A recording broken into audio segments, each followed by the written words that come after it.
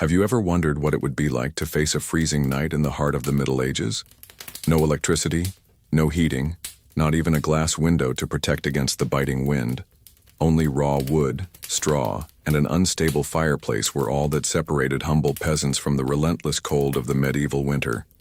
It seems distant, almost impossible to imagine. But this was the reality for thousands of families living in small villages scattered throughout Europe. Imagine being there. The sky has already darkened completely, and a thick fog covers the village. Outside, the temperature drops rapidly, and the silence of the night is broken only by the whistle of the wind, which infiltrates through every crack in the poorly fitted wood. Inside the house, a small fire still burns, casting dancing shadows on the clay and wood walls. You crouch closer to the flame, trying to absorb every bit of warmth it offers, because you know outside, the night is long and cruel. What you're about to discover may surprise you. Medieval peasants, despite their lack of resources and scientific knowledge about the climate, developed ingenious and exciting strategies to survive. Simple but brilliant techniques that may seem primitive to our modern eyes, but that saved countless lives. Have you ever been there? That night when the cold seemed to invade your bones, even with blankets and windows closed. Imagine facing that cold with almost nothing. Peasant houses, usually built with clay, wood and straw, could barely retain heat. Therefore, every gesture, every choice, every nighttime custom, from the way they dressed to the way they slept together, was essential to get through the freezing nights. And we're not talking about just any cold. In some particularly harsh winters, temperatures would freeze the drinking water inside the house. It was not uncommon for children to fall ill, or even die simply because they were unable to keep warm. But it wasn't just the physical cold that they faced. There was also the fear of the dark, the dread of real and imaginary creatures, and the loneliness of a night where even the sound of the wind could seem like a whisper of the supernatural. All of this was part of the scenario. Sleeping, for many, was an experience of resistance, faith, and family unity. And it is at this point that the stories gain strength. Stories told in low voices around the fire, with attentive eyes and tight hearts. Stories that warmed more than blankets or furs.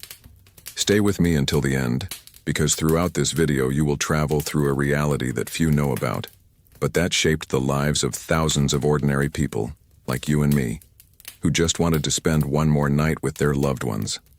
We will explore every detail of nightlife in the medieval winter, from improvising to keep the fire burning to the most unusual ways to stay warm.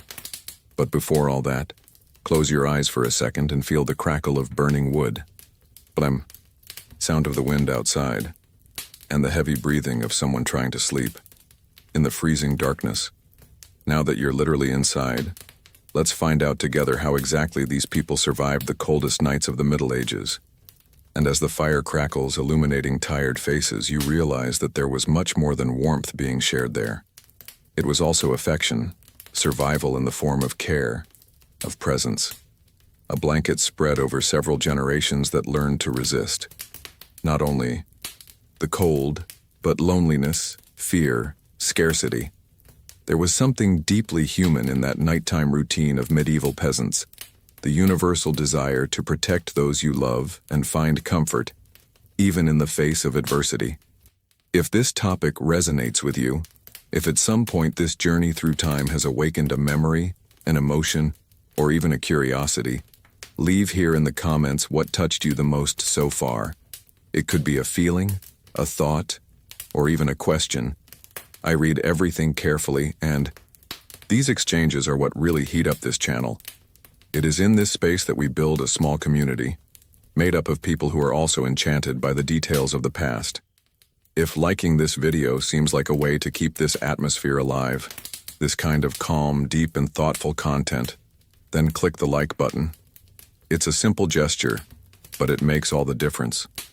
It shows YouTube that this matters and helps bring these stories to more people who may need a break, a breather, or a new perspective on the world. And if you feel like you want to continue exploring these lives that came before ours, with calm, respect, and a sensitive perspective, take the opportunity to subscribe to the channel. Your presence here strengthens this project and gives me motivation to continue bringing these forgotten experiences back to the light or, who knows, back to the heat of the fire. Now, close your eyes again. The wind outside seems stronger. The embers slowly diminish. And there is still much to discover about how those peasants face the coldest hours of the night, with simple wisdom and surprising strategies. Today, you will discover how peasant families face the coldest nights in the Middle Ages. But more than just facts, what you will find here is an open window into a reality that seems distant, almost unreal, but that carries deep truths about human nature and even about ourselves. Because no matter how many centuries have passed, the cold, the darkness, and the desire for protection continue to be part of our journey, even if in different forms. In those days, the cold wasn't just an inconvenience, it was a real threat, a silent force that advanced without asking permission, entering through any crack, freezing the water in the barrels and hardening the bones of those who had no way of protecting themselves. There was no weather forecast, there was no electricity, and much less comfort. Every winter was a gamble, and every night was a battle that needed to be. One with creativity, unity, and, above all, emotional resistance. The peasants knew that when the sun disappeared and the wind began to blow stronger across the forests and empty fields, it was time to act. Their houses, made of mud, wood, and straw, offered minimal protection. Thermal insulation was a non-existent word, but even so, they found ways to retain the little heat generated by the fireplace.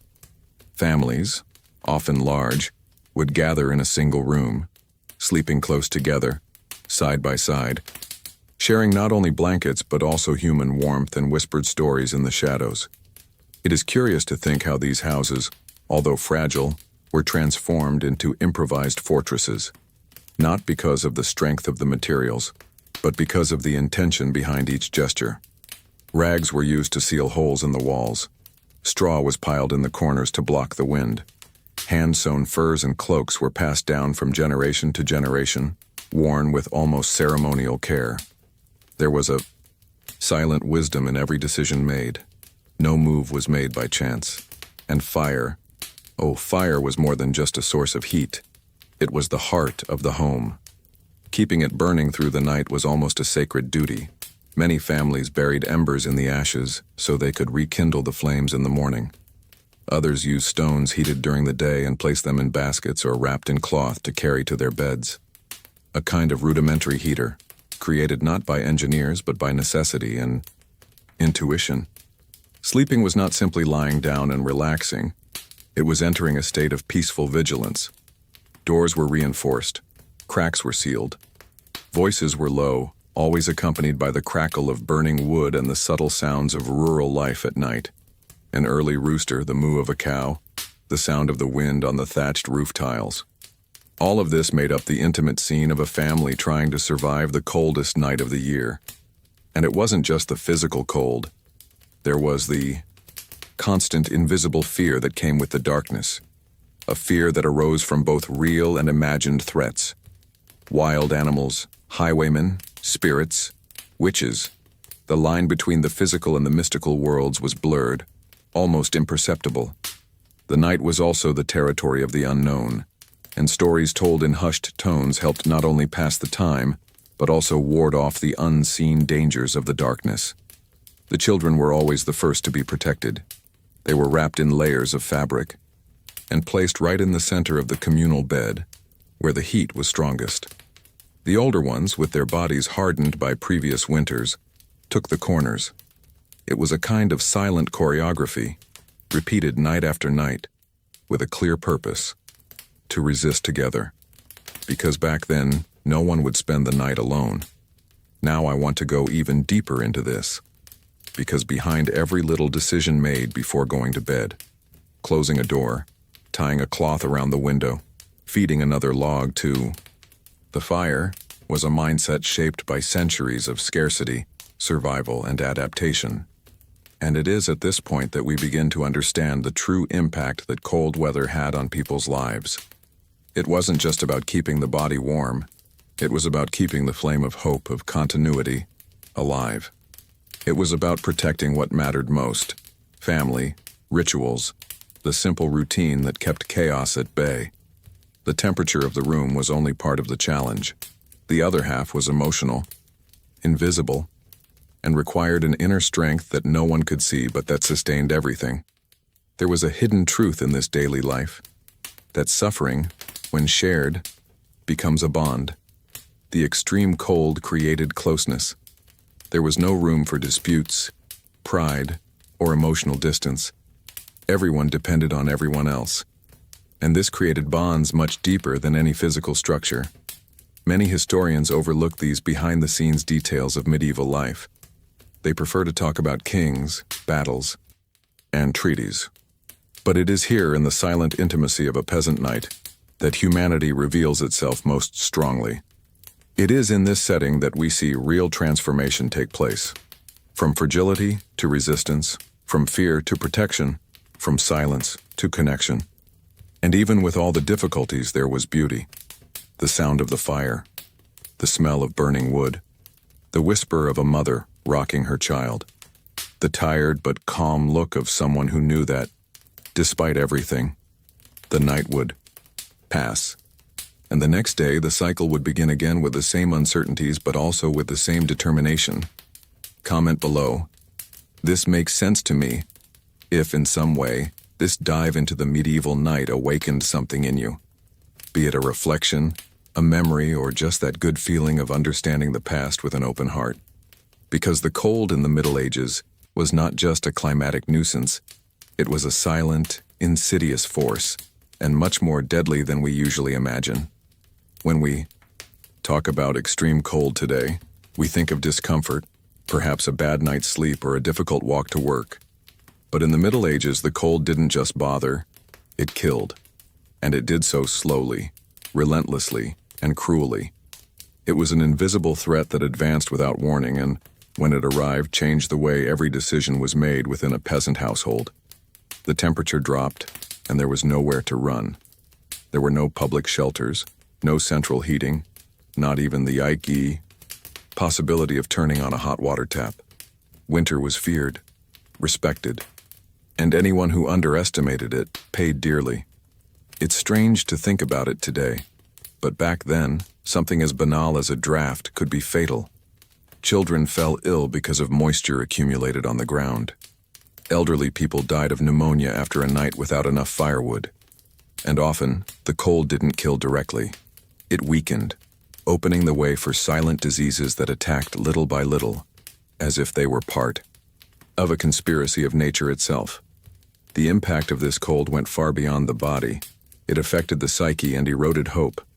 Farmers who endured harsh winters saw their food reserves dwindle rapidly, and along with the food, their energy, their spirit, and their will to continue also disappeared. Each freezing day was a reminder that survival was unstable, and that the line between being alive and not being alive was much thinner than one would like to believe. There was a hidden truth behind. This season, cold was not just a weather condition, it was a factor of mental and emotional transformation, a daily test of resilience. Those who lived in that era needed to develop a strong mindset, shaped by the repetition of merciless winters. It was not about getting used to suffering, but rather about learning to dance with it with humility, patience, and quiet courage. In many villages, people's behavior changed completely during the winter. Their routines were adapted. There was less street chatter, fewer collective rituals, less laughter, and much more introspection. The cold created a kind of retreat that went beyond the physical. It was as if each person went into themselves, trying to preserve not only their warmth, but also their sanity. The short days and long nights favored this internal immersion, as if nature were forcing a pause, a reset, a forced contemplation of one's own existence. And as contradictory as it may seem, it was in this seclusion that many things were born. The cold night became the stage for intimate revelations, for difficult decisions. Couples got closer, families reconciled. There was little to do other than talk, listen, feel. There were no modern distractions. There was no escape. And this created a rare space. The space of direct gaze, of absolute presence, of sincere touch. That long night could be the scene of pain, yes, but it was also the cradle of the truest connection. The cold also left its mark on food. With the ground freezing, there were no harvests. Hunger lurked around every corner of the calendar, and this gave stored food an almost sacred symbolic value. Every potato, every piece of dry bread, every drop of milk was counted with mathematical precision. Everything was used. Waste was not even considered. The care taken with food revealed a deep relationship with time and with the effort of those who planted, harvested, and stored. It was a raw form of respect, almost ceremonial. But the cold wasn't just outside people's homes. It invaded people's interiors, and with it came feelings that were hard to name: fear, helplessness, discouragement. It wasn't uncommon for some people to simply let themselves go to bed earlier and stop fighting. The body gave in when the mind was too tired to continue resisting. Winter, in this sense, didn't just kill physically, it slowly destroyed motivation, clarity of purpose, and vital energy.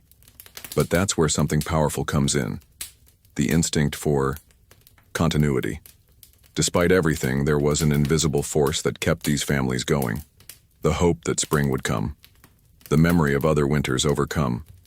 The warmth of a shared look. Small gestures with immense impact. Someone sharing their last portion of soup. A blanket being spread over someone before bed. The simple act of sitting by the fire in silence. It was in these moments that humanity remained alive, and perhaps even stronger than ever. This journey through the medieval cold shows us that sometimes the threat that comes from outside reveals much of what we carry inside. The way we face discomfort, scarcity, fragility, all of this says more about us than any speech. And when we observe the way these peasants lived, we understand that resilience is not explicit bravery. It is silent persistence. It is the tired body making one more effort. It is the broken spirit that still gets up to add more wood to the fire. And as unlikely as it may seem, there was beauty in this process. A raw, imperfect, but real beauty. A beauty that is born when life insists on continuing, even in the worst conditions. And that, in itself, is already a miracle. Write in the comments, "I'm on this journey too," if this dive made you feel something deeper, more human, as if the cold of history also blew somewhere in your memory. Now that we have felt the impact of this invisible threat, it is time to open another door, because there is much more behind the peasants' survival strategies than just technical ones. There is an emotional, almost spiritual logic that guided each decision, because understanding how medieval peasants faced the cold requires us to truly understand what winter was like at that time. It is no exaggeration to say that the medieval European winter was a relentless enemy, a separate character in this invisible story, but present in every breath, every step, and every decision. It began to announce itself well before the calendar changed. The leaves fell. Earlier, the winds became more aggressive and the clouds, always dense and heavy, accumulated for weeks in the sky. There was a dense atmosphere, a collective feeling that the season of scarcity was about to dominate everything. In much of Europe, especially in the northern and inland regions of the continent, winter could be brutal. Temperatures could easily drop below freezing, and in some areas the ground would freeze solid for months. Snow was no exception. It was the norm. And snow didn't just look pretty like it does on postcards. It was a constant reminder that the land was dead, dormant, and that nothing could be harvested, planted, or renewed until spring decided to return.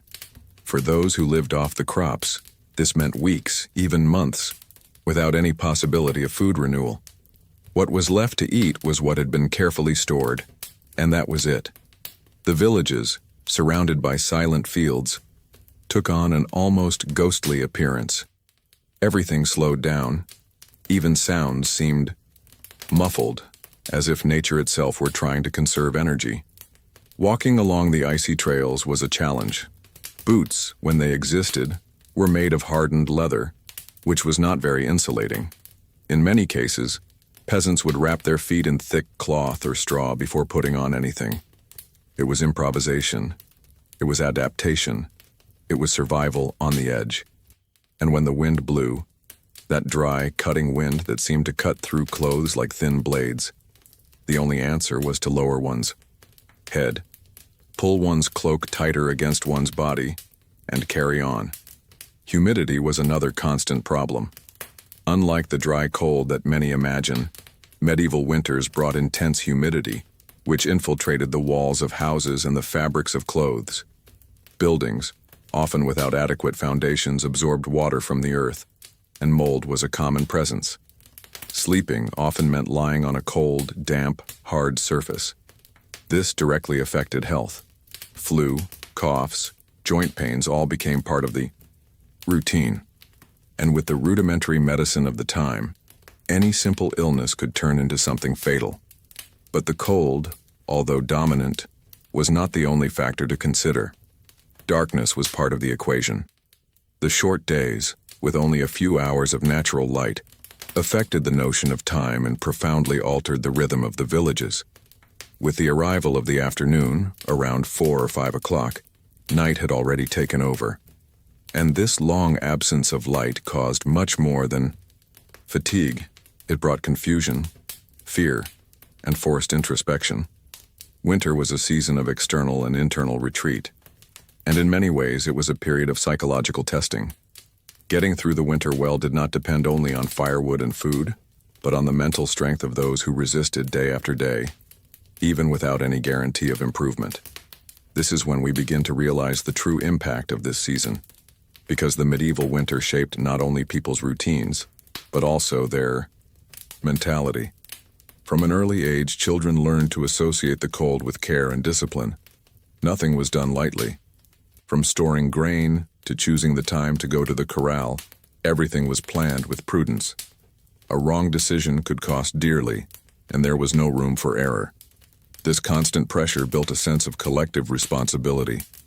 It was as if every gesture, every detail, was part of a larger mechanism that needed to work with precision for everyone to survive. And even in the most remote villages, winter was felt collectively. Pain was shared. Hunger was seen on the faces of neighbors. Smoke coming from a chimney meant there was warmth and possibly food inside. It was a sign of life.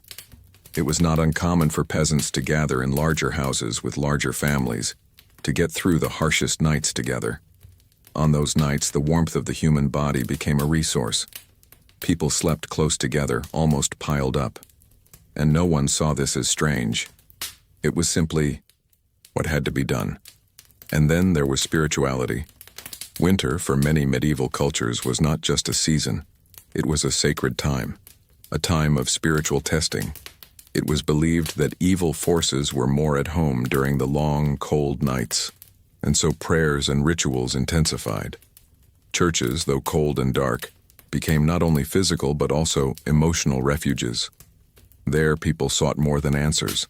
They sought solace, symbolic protection, some kind of relief from what could not always be said out loud.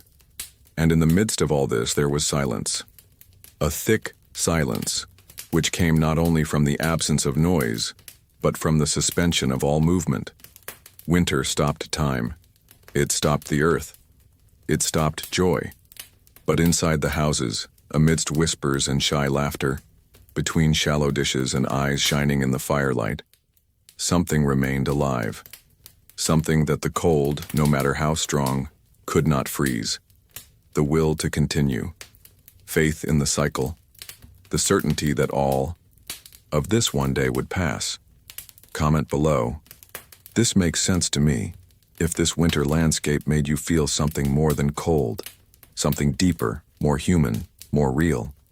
Because now, after going through the external scenario, it is time to observe what was inside those houses and inside the people who resisted. Now I want to go even deeper into this subject, because it is not enough to understand what was outside. The cold, the wind, the darkness of the medieval winter already tell us a lot. But it is only when we cross the threshold of a peasant house that we begin to see the true portrait of survival. These houses, so fragile to modern eyes, were all that these families had. Shelter, refuge, space for living, working, praying, and resting. And understanding the structure of these homes is like revealing the behind-the-scenes of medieval life and realizing how each construction choice reflected much more than technique. It reflected mentality, urgency, and need. Most of these houses were built with whatever was available nearby: wood, clay, straw, loose stones. Nothing came from far away. Nothing was bought in large quantities. The construction was done by hand or with the help of neighbors, in a spirit of cooperation that said a lot about the way of life of those times. There was no distinction between architect and resident. Every detail of the house was shaped by someone who would inhabit that space with their family, their livestock, their fears, and their memories. The external walls usually combined wood and clay, a technique known as taipa, or wattle and daub. The wood formed a kind of skeleton, while the clay filled the spaces like a type of hardened mass. Sometimes straw or manure was also mixed in, because they knew that this helped to better retain heat and prevent cracks. It wasn't pretty, and it wasn't always stable, but it was functional. And more than that, it was built over time, with the successes and mistakes of those who lived there. The roof was made of woven straw, sometimes with layers of dry leaves or twigs interwoven into it. Over the years, it was discovered that sloping the roof helped the snow to run off more quickly, preventing it from accumulating and collapsing. This was not theory. It was practice passed down from father to son. The wisdom came from observation, from experimentation, from the direct impact of the seasons on what could be kept standing. There were no windows as we know them today. Only small openings covered with pieces of thick fabric, leather or wood, used to let out smoke and let in a little light during the day. At night, they were carefully closed not only because of the cold, but also out of fear. Outside, the night was a territory of threats. Wolves, thieves, creatures of the forest or of the imagination. All of this was part of the imaginary and reality. And the house, however simple it was, had to be an emotional fortress against what the world offered outside. Inside, the division was minimal. A single space was used for almost everything: eating, sleeping, working, praying, telling stories. The fireplace was in the center or at one end, made of stone and clay, and was the most important point in the house. Everything revolved around the fire: the light, the heat, the food, the life. Next to it there were iron pots, wooden spoons, cauldrons. And close by, always, were the improvised beds, dry straw on the floor, sometimes covered with old fabrics or animal skins. Those with more resources could count on a raised wooden structure, but this was rare. Most slept directly on the floor, trying to protect themselves from the humidity and cold with what they had. The ceiling on the inside revealed the raw structure of the wood that supported it. It was common to see bundles of hay hanging, pieces of salted meat drying, or herbs collected during the summer, stored in the hope that they would be used to cure some disease in the future. Everything was in plain sight. Everything was part of the same space. The house was like a living organism, where each corner had a vital function. And the smell, that was an element that no written record can capture. The mixture of smoke, damp earth, burnt wood, leather, sweaty bodies, and food remains created a dense, heavy but familiar environment. No one complained. It was simply the smell of life happening, of the daily struggle to keep everything in balance. And in winter, this environment, however modest it might be, became a shield between life and the end. To be indoors was to be in some way protected. Living in close quarters was also a challenge. Several people, often from different generations, shared the same space, breathed the same air, and shared the same blanket. Conflicts arose, of course, but there was also a forced learning about limits, patience, and compassion. It was through friction that character was shaped, and it was in this cramped, dark environment that many of the strongest bonds were formed. The cold did not spare the interior. Even with the fire lit, the heat barely reached the edges of the room. The cracks let in cold drafts, and the dirt floor absorbed and returned the humidity of the season. For this reason, the peasants had their own codes for how to occupy the space. The elderly and the sick stayed closest to the fireplace. The children slept in the center, wrapped in adult bodies. Visitors, when accepted, sat further back, close to the door, both, out of respect and caution. Inside these houses, everything was done with purpose. There was no luxury, but there was meaning. A meaning born of scarcity, of the repetition of seasons, of the awareness that nothing could be wasted. And perhaps that is why these houses, even though fragile, were so strong. Because they held more than people. They held stories, memories, decisions. And every crack in the wall, every stain of soot on the ceiling, every hole improvised with rags had a reason. It was a silent record of the journey of those who lived there. Comment below. I'm on this journey too. If you somehow manage to imagine the inside of these houses and feel that, even without comfort, there was an almost invisible force there, but impossible to ignore. Now that we have crossed the threshold, sat by the fire and observed the surroundings, it is time to realize how every little detail within this house directly influenced the way of living and resisting. Now I want to go even deeper into this subject, because if the home was the body of medieval survival, fire was its soul. It was around it that everything happened. It warmed, it illuminated, it fed, and more than that, it united. When winter took over the world outside, freezing every last drop of water and silencing the fields, it was fire that kept alive the promise that life could go on, even if it was within a small space of clay and wood. There was nothing more precious, more guarded, more sacred than those flickering flames in the center of the peasant home. The fireplace was built with whatever was available: stacked stones, hand-molded clay, and a rusty piece of iron to serve as a support. It wasn't pretty, nor was it as safe as those we know today, but it was functional. And it was also symbolic. It represented stability in unstable weather, warmth in the midst of ice, presence in the midst of darkness. Sitting around the fire wasn't just a matter of thermal comfort, it was almost a daily rite of reconnection. Entire families would gather there, wrapped in blankets and silence, listening to the stories of their elders, sharing pieces of stale bread, or staring into the embers, as if seeking answers in their flickering glow. Keeping the fire going was no easy task. It required constant attention, a trained eye to understand when it was time to stir the embers, add a twig, and blow slowly. There were no matches or lighters. Rekindling the fire, if it went out, could take hours or days and required friction between stones, well-chosen dry twigs, patience and technique. Therefore, the rule was clear. It could not go out. Ever. During the day, it was fed with wood whenever possible. At night, it was carefully covered with ash, creating a kind of cocoon that kept the embers alive until dawn.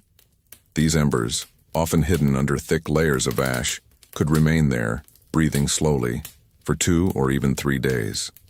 There was a silent science to this, passed down from generation to generation. Each family developed its own way of protecting the flames. Some used stones around the fire to accumulate heat, then took these stones to their beds, wrapped in cloths. Others left small dry twigs hidden in strategic corners of the house, away from humidity, ready to be used in emergencies. Children learned from an early age the importance of not playing near the fire, the right way to blow on it, to feed it, to respect it. Because fire was not just a resource, it was a teacher. Unpredictable, generous, and dangerous at the same time. And there was also a very strong emotional dimension. Fire provided company. When the nights were too long, when the fear outside seemed greater than the known world, it was to the glow of the fireplace that everyone turned. There was something hypnotic in that constant movement of the flames, something that soothed, as if saying, without words, "We are here, still alive." Often nothing was said. People just watched. They let time slip, away along with the wood being consumed. It was a moment of pause, of contemplation, and sometimes of revelation. How many important decisions were made under the gaze of a fire? How many whispered prayers? How many silent cries? How many promises made over the warmth of the last log available? The centrality of the fireplace in medieval life was not a technical coincidence. It was a reflection of the human condition itself. When everything around you threatens to freeze, including within you, keeping the fire burning becomes a symbol of inner resistance, a daily choice to carry on. And the most touching thing is to think that, even in times of extreme scarcity, when there was hardly anything to eat or wear, the fire was shared. If a house lost its embers by accident, it was common for a neighbor to give some of theirs. They would take a pot, a shovel, sometimes even a piece of burning wood, and carefully carry it to the other home. It was a simple gesture, but it had a profound impact. It was shared warmth. It was life being lent, a piece of light that extended beyond the walls themselves.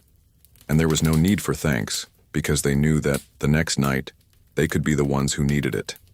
During the day, the fire was also used to dry soaked clothes, prepare broths and herbal infusions, heat tools, and even keep away insects and rodents that tried to share the shelter with humans.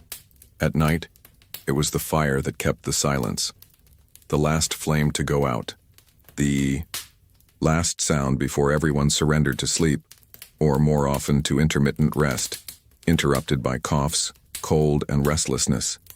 And even then, a crackle of burning wood was enough to bring a certain sense of security.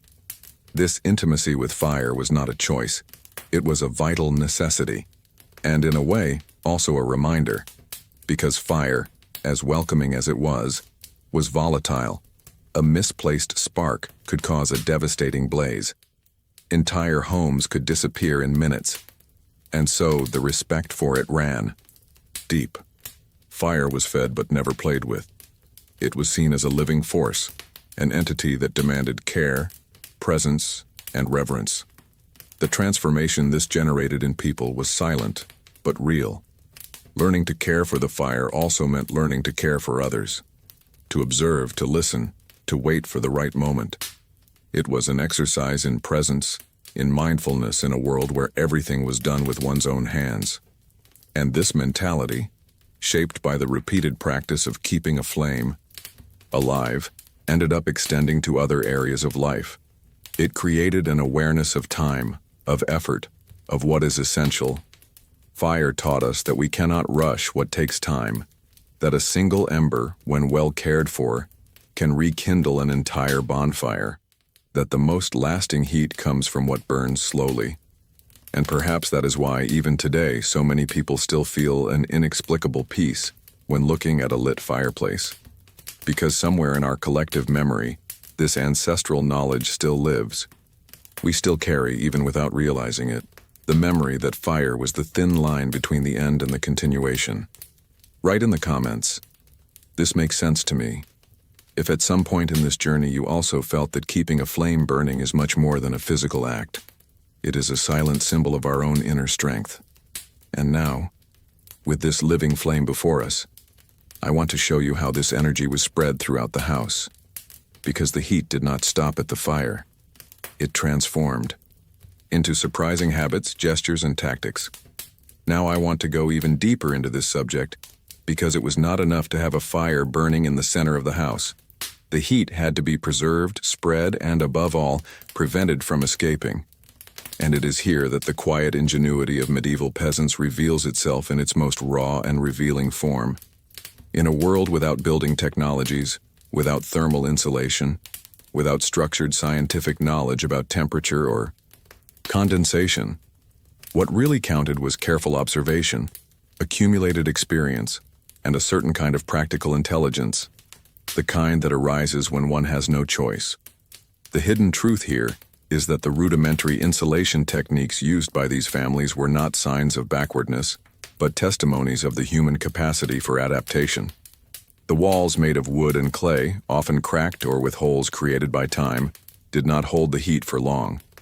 Therefore, improvising became the rule. It was common to see the gaps between the boards filled with old rags, straw, dried manure, or any other material that would prevent the wind from blowing in. Some families applied a type of clay and straw paste in layers over the cracks, reapplying it every time the weather wore it away. It was not pretty, nor did it last long, but it helped. And above all, it gave those people the feeling of control that, even if the cold outside was a constant threat, there was resistance inside the house. On the coldest nights, the windows, if we can call them that, were sealed with animal skins or boards temporarily nailed together. The goal was simple: to create a barrier against the wind that passed through like an invisible blade. Some people even hung thick rugs or blankets over the interior walls, forming a kind of improvised thermal leather. Even the oldest cloths, full of patches, gained invaluable value in this scenario. Nothing was discarded. Anything could be used as a layer. The floor, when it was not just packed earth, was covered with hay or dry straw, spread throughout the house like a living blanket. This helped to keep the feet away from direct contact with the cold, damp ground, and also reduced the feeling of frostbite that crept up the legs in the early hours of the morning. It was a simple trick, but extremely effective, and it was common to see families treading carefully, trying to keep the covering intact for longer. Around the fireplace, where the heat was greatest, the straw was removed to prevent fires. Yet another demonstration of the constant balance between comfort and risk. When it was time to sleep, people wrapped themselves in layers. There were no blankets as we know them today. What existed were animal skins, coarse woolen cloaks, and quilts made from the remains of old clothes. Each layer represented a decision, an emotional as well as a physical protection. The peasants knew that warmth came not only from what was placed on the body, but also from what was placed around it.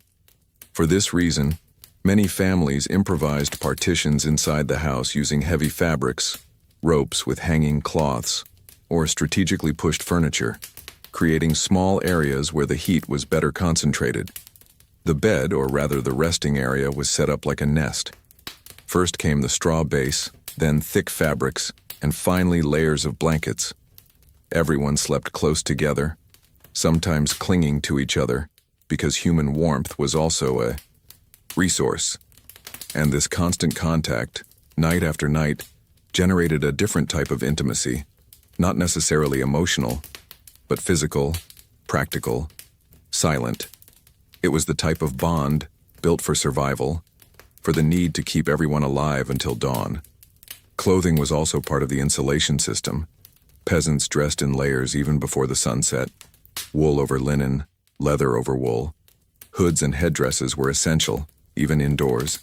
Hands and feet, always the first to freeze, received special attention.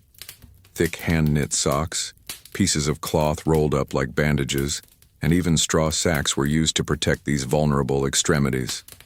There was a routine that was repeated every year, like an involuntary choreography dictated by the cold, reinforcing the walls, checking the cracks, cleaning the straw from the floor, preparing the cloaks.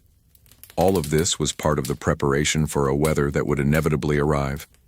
And there were even more creative solutions, often passed down orally, like little family secrets. Some houses would place bowls of water or oil near the doors to see if the cold was getting stronger through a specific spot. Others would use hot ashes spread under the straw to create a slight warming of the floor, a risky trick but one that worked if done carefully. And there was even the use of stones heated during the day in the fire and placed under the beds, wrapped in cloth to ensure warmth for a few more hours. These methods, rudimentary at first glance, reveal a mindset shaped by urgency. Nothing was random. Every decision, no matter how small, was part of a larger strategy for surviving the night. It was a kind of emotional engineering, a combination of what one could do with one's hands and what one had to sustain with one's mind. Because knowing that the cold would return every day without fail required a kind of courage that did not scream. A courage that built, patched, adjusted, every day, silently. In the end, these houses were like improvised cocoons. Fragile, yes. Incomplete, often, but absolutely symbolic. Because even without today's resources, without sophisticated materials or technological solutions, those people did not give up. They did not give up the fight. They created layers, not just of straw, fabric, or clay, but of protection, of care, of hope. And that is perhaps the most powerful thing about this story, the constancy with which these people reinvented comfort, even with so little. Comment below. This make sense to me. If at any point in this passage you felt that deep down, we still use the same layers to protect ourselves from the threats out there, only now, with different names and forms. And it is with this feeling of improvised shelter, of warmth achieved with effort, that I want to show you how the cold, even when present, was overcome by habits that transcended the physical. Because the true strength of a medieval house was not in the walls. It was in the gestures. Now I want to go even deeper into this subject. Because amid so many limitations, there was a form of practical wisdom that impresses even today. Not because of the sophistication of its tools, but because of the intelligence of its solutions. And perhaps none of them better symbolizes this peasant ingenuity than the use of the stone stove. Such a discrete element, often forgotten in historical accounts, but which hid one of the most effective techniques for conserving heat on the longest nights of the year. The stone stove, as its name suggests, was built with blocks of rock arranged in a simple manner, without any advanced technology. At first glance, it seemed like a heavy, rudimentary structure, without much appeal. But behind that crude form, there was a deeply refined logic. Stone retains heat for much longer than wood, straw, or clay. And the peasants knew this. Perhaps not in scientific terms, but with the authority that only experience brings. They observed that, even after the fire had gone out, the stone still emitted gentle heat for hours. This was enough to make them a valuable ally, a true thermal treasure in a time when every degree made a difference. During the day, while the fireplace was kept lit to prepare food or heat the room, these large, medium, or even small stones, depending on the house, were placed near the flames, or even inside the makeshift stove, to absorb as much heat as possible. It was a kind of heat bank, built little by little. When night approached and firewood began to run low, these stones took center stage. Some were placed in small wooden baskets, wrapped in thick fabrics, and taken to the corners of the house. Others were carefully pushed with shovels into the sleeping areas, acting as silent sources of heat. And there was another curious detail: the way these stones were distributed. They were not all placed in the same place. The heat needed to circulate and radiate.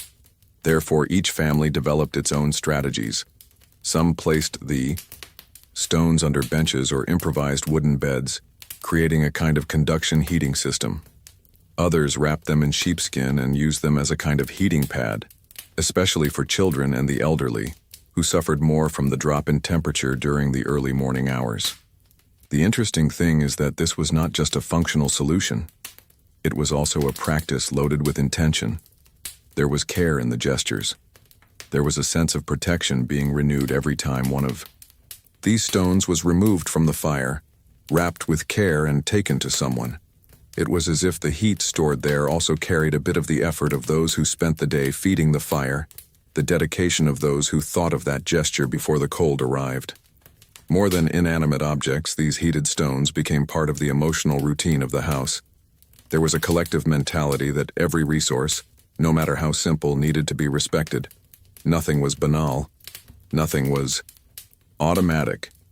And this tells us a lot about how those families faced the cold. Not in a hurry, not in desperation, but with a kind of patient, almost meditative intelligence. Each decision was measured not only by the immediate result, but by the impact it would have on everyone's well-being during that night and the nights to come. It is at this point that we begin to understand the power of a solution that, at first glance, seems merely practical. The stone stove was, yes, a way to conserve heat. But it was also a reflection of the silent transformation that winter brought about in people. The search for physical warmth was transformed into acts of mutual care. The need to survive was converted into gestures of kindness, attention, and generosity. And that is where the beauty of it all lies.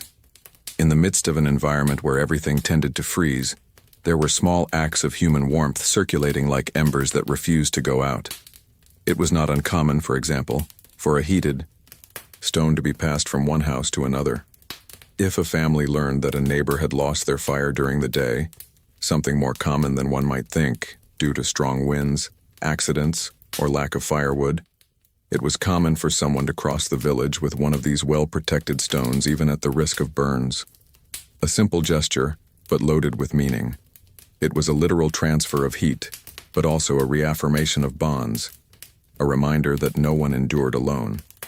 The most fascinating thing about all this is realizing that this type of solution did not come from any manual.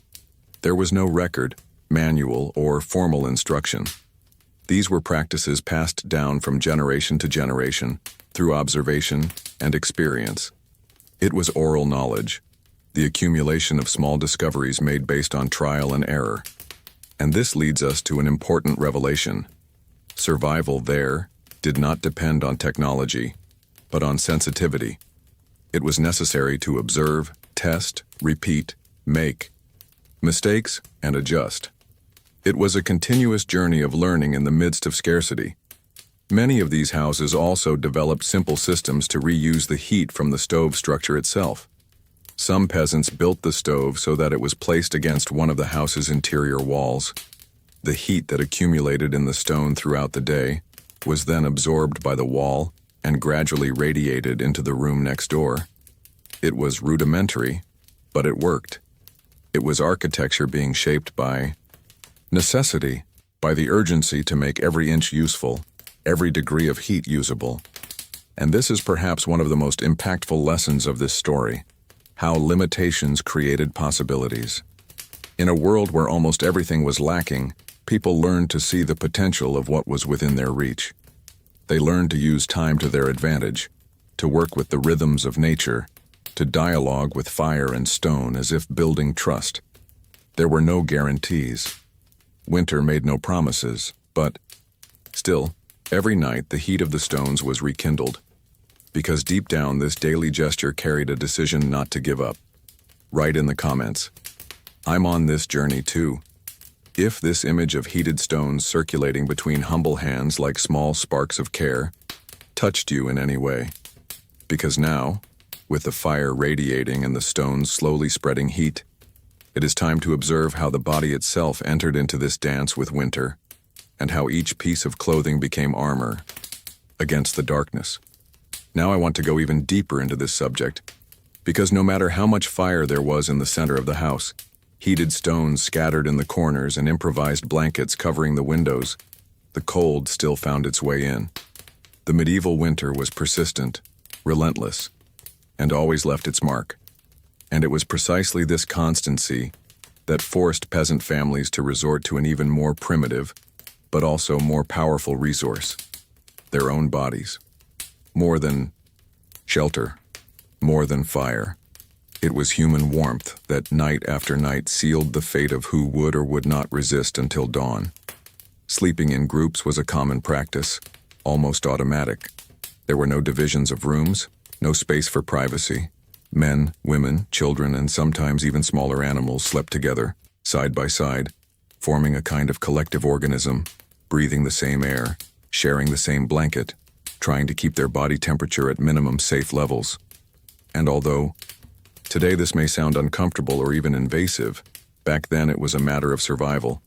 The cold did not allow for luxuries, and touch, the physical presence of another, became a protection strategy as important as any lit fireplace. The formation of this human nest followed a silent logic. The older ones, knowing the impact of the cold on the most vulnerable parts of the body, organized the sleeping arrangements as if they were designing a protection system.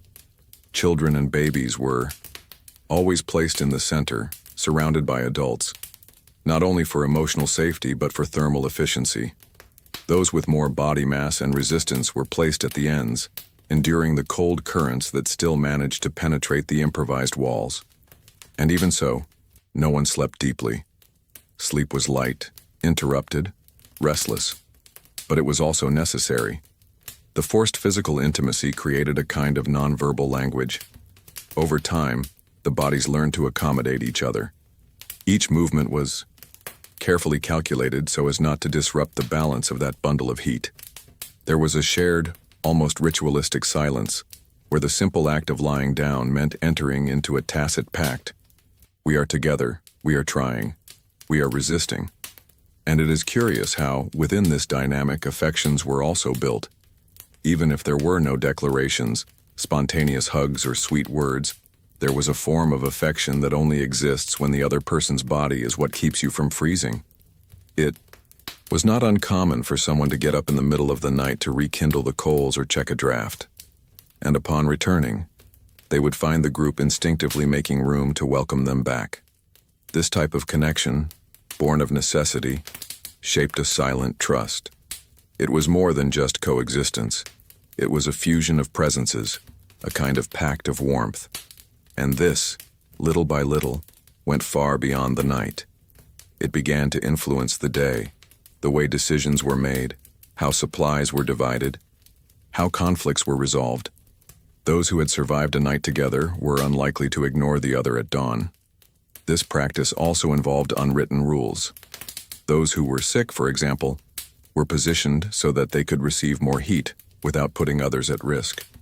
There was a kind of intuitive mapping of individual needs. The feverish body needed heat, but also space. The most agitated slept on the edges, so as not to disturb others. The quietest ones stayed in the center, absorbing heat in silence. This human architecture repeated itself every night, adjusting itself as the season became more severe or milder. It was a dance of survival that required no music or steps, just presence. And it wasn't just the physical warmth that circulated there. Along with it came whispered stories, murmured prayers, small conversations that only happened in the darkness. The long, silent nights were often a stage for memories of summers gone by, for hopes that the cold would soon end. And this created something even deeper, a culture of the collective, a perception that living and resisting was something that only made sense if it was shared. Individuality, although it existed, was dissolved in the face of the need for unity. Children grew up understanding that their bodies were not just theirs, that they served to shelter, protect, and keep them warm. And this created a sense of belonging that was taught not through words, but through gestures. Over time, this sense of mutual care went beyond the confines of the home. It reached the neighbors, the fields, the markets. It was a way of being in the world that was built lying down, in the dark, in the cold, and that shaped the collective mentality of an entire people. Even when families were small, or when the cold was too extreme for human warmth alone to cope, there were ingenious alternatives. A peasant could sleep with his dog at the foot of his bed, or wrapped in furs that still carried the smell of the animal that had once worn them. And in those moments there was no room for disgust or discomfort. What mattered was warmth, and every source of warmth was welcome. The transformation that was happening there was silent, but intense. The body was no longer just a physical form and was becoming a tool, an instrument of care, part of a living structure of resistance. And in a way, this reveals to us a hidden truth that has spanned centuries. No matter how much technology advances, no matter how much homes become warmer, quieter, and more comfortable, there is something in the warmth of another that no invention can replace. Even today, many of us seek physical comfort on cold days. A shared blanket, a longer hug, a shared bed even when there would be plenty of space. And perhaps this is not just a habit, perhaps it is memory, a vestige of the time when the other person's body was what kept us alive. And who knows, this may explain why certain nights continue to leave such an impression on us even when spent under modern blankets. It is not just the cold of the environment that we feel, it is the absence of a more ancient, more instinctive, more human warmth. Comment below, I'm on this journey too. If this image of people welcoming each other in silence, not by choice but out of deep need, awakened something in you that might have been dormant. Because now that the body has joined the fire and the house in this mission to resist, it is time to explore how what we wore was not just clothing, it was armor. It was strategy. It was the second skin against the cold that never rested. Now I want to go even deeper into this subject. Because if human warmth was the invisible shelter that kept families together during the coldest nights, clothing was the front line in this silent battle against winter. And here we are not talking about clothing in the modern sense of the word, with aesthetics, variety, or refined comfort. What they wore at night was, above all, emotional and functional armor. Each layer over the body was a strategic decision. Each hand-sewn fabric carried not only threads and fibers, but the memory of a time when sleep was not rest, but resistance. Medieval peasants knew that the cold didn't respect schedules. When the sun disappeared, and sometimes even before, the body needed to be ready. There was no time to get ready for bed, as we know it today. Preparation began well in advance, while the sky was still light, when work was finished and the routine of retiring began. It was at this moment that people decided what to wear to face yet another unpredictable dawn. And the choice didn't involve beauty, it involved survival. The layer closest to the skin, usually made of raw linen or hemp, was like the base of everything. This fabric, although rough, was important for a simple reason. It helped absorb sweat from the body and prevent the cold from penetrating directly to the bones. In an environment where bathing was rare and humidity was constant, keeping the body dry was crucial. This type of fabric, although rough, had the function of keeping the skin away from the humidity in the air, creating a first barrier. On top of the linen came wool, whenever possible, in multiple layers. Wool was the great treasure of nightwear. Produced from the shearing of the village's own sheep, it was spun by hand, woven with patience, and sewn into pieces that were passed down from generation to generation. A woolen cloak was not just a garment, it was a legacy. It was common for the pieces to be patched to the limit, with visible signs of use, with hasty seams or hand-reinforced stitches, without any standard of beauty. But each patch told a story. The story of a winter overcome, of a night too long, of a silent care from someone in the family. These clothes, often heavy and rough, were not changed often. During the coldest days, what one wore to sleep was also what one wore when waking up. The line between day and night dissolved in the cold. It was a continuity of layers. The woolen pants, the cloaks folded over the shoulders, the tight hoods that covered the head and neck were all part of a single outfit, designed out of necessity. The entire body had to be covered, including the hands and feet, the most vulnerable parts.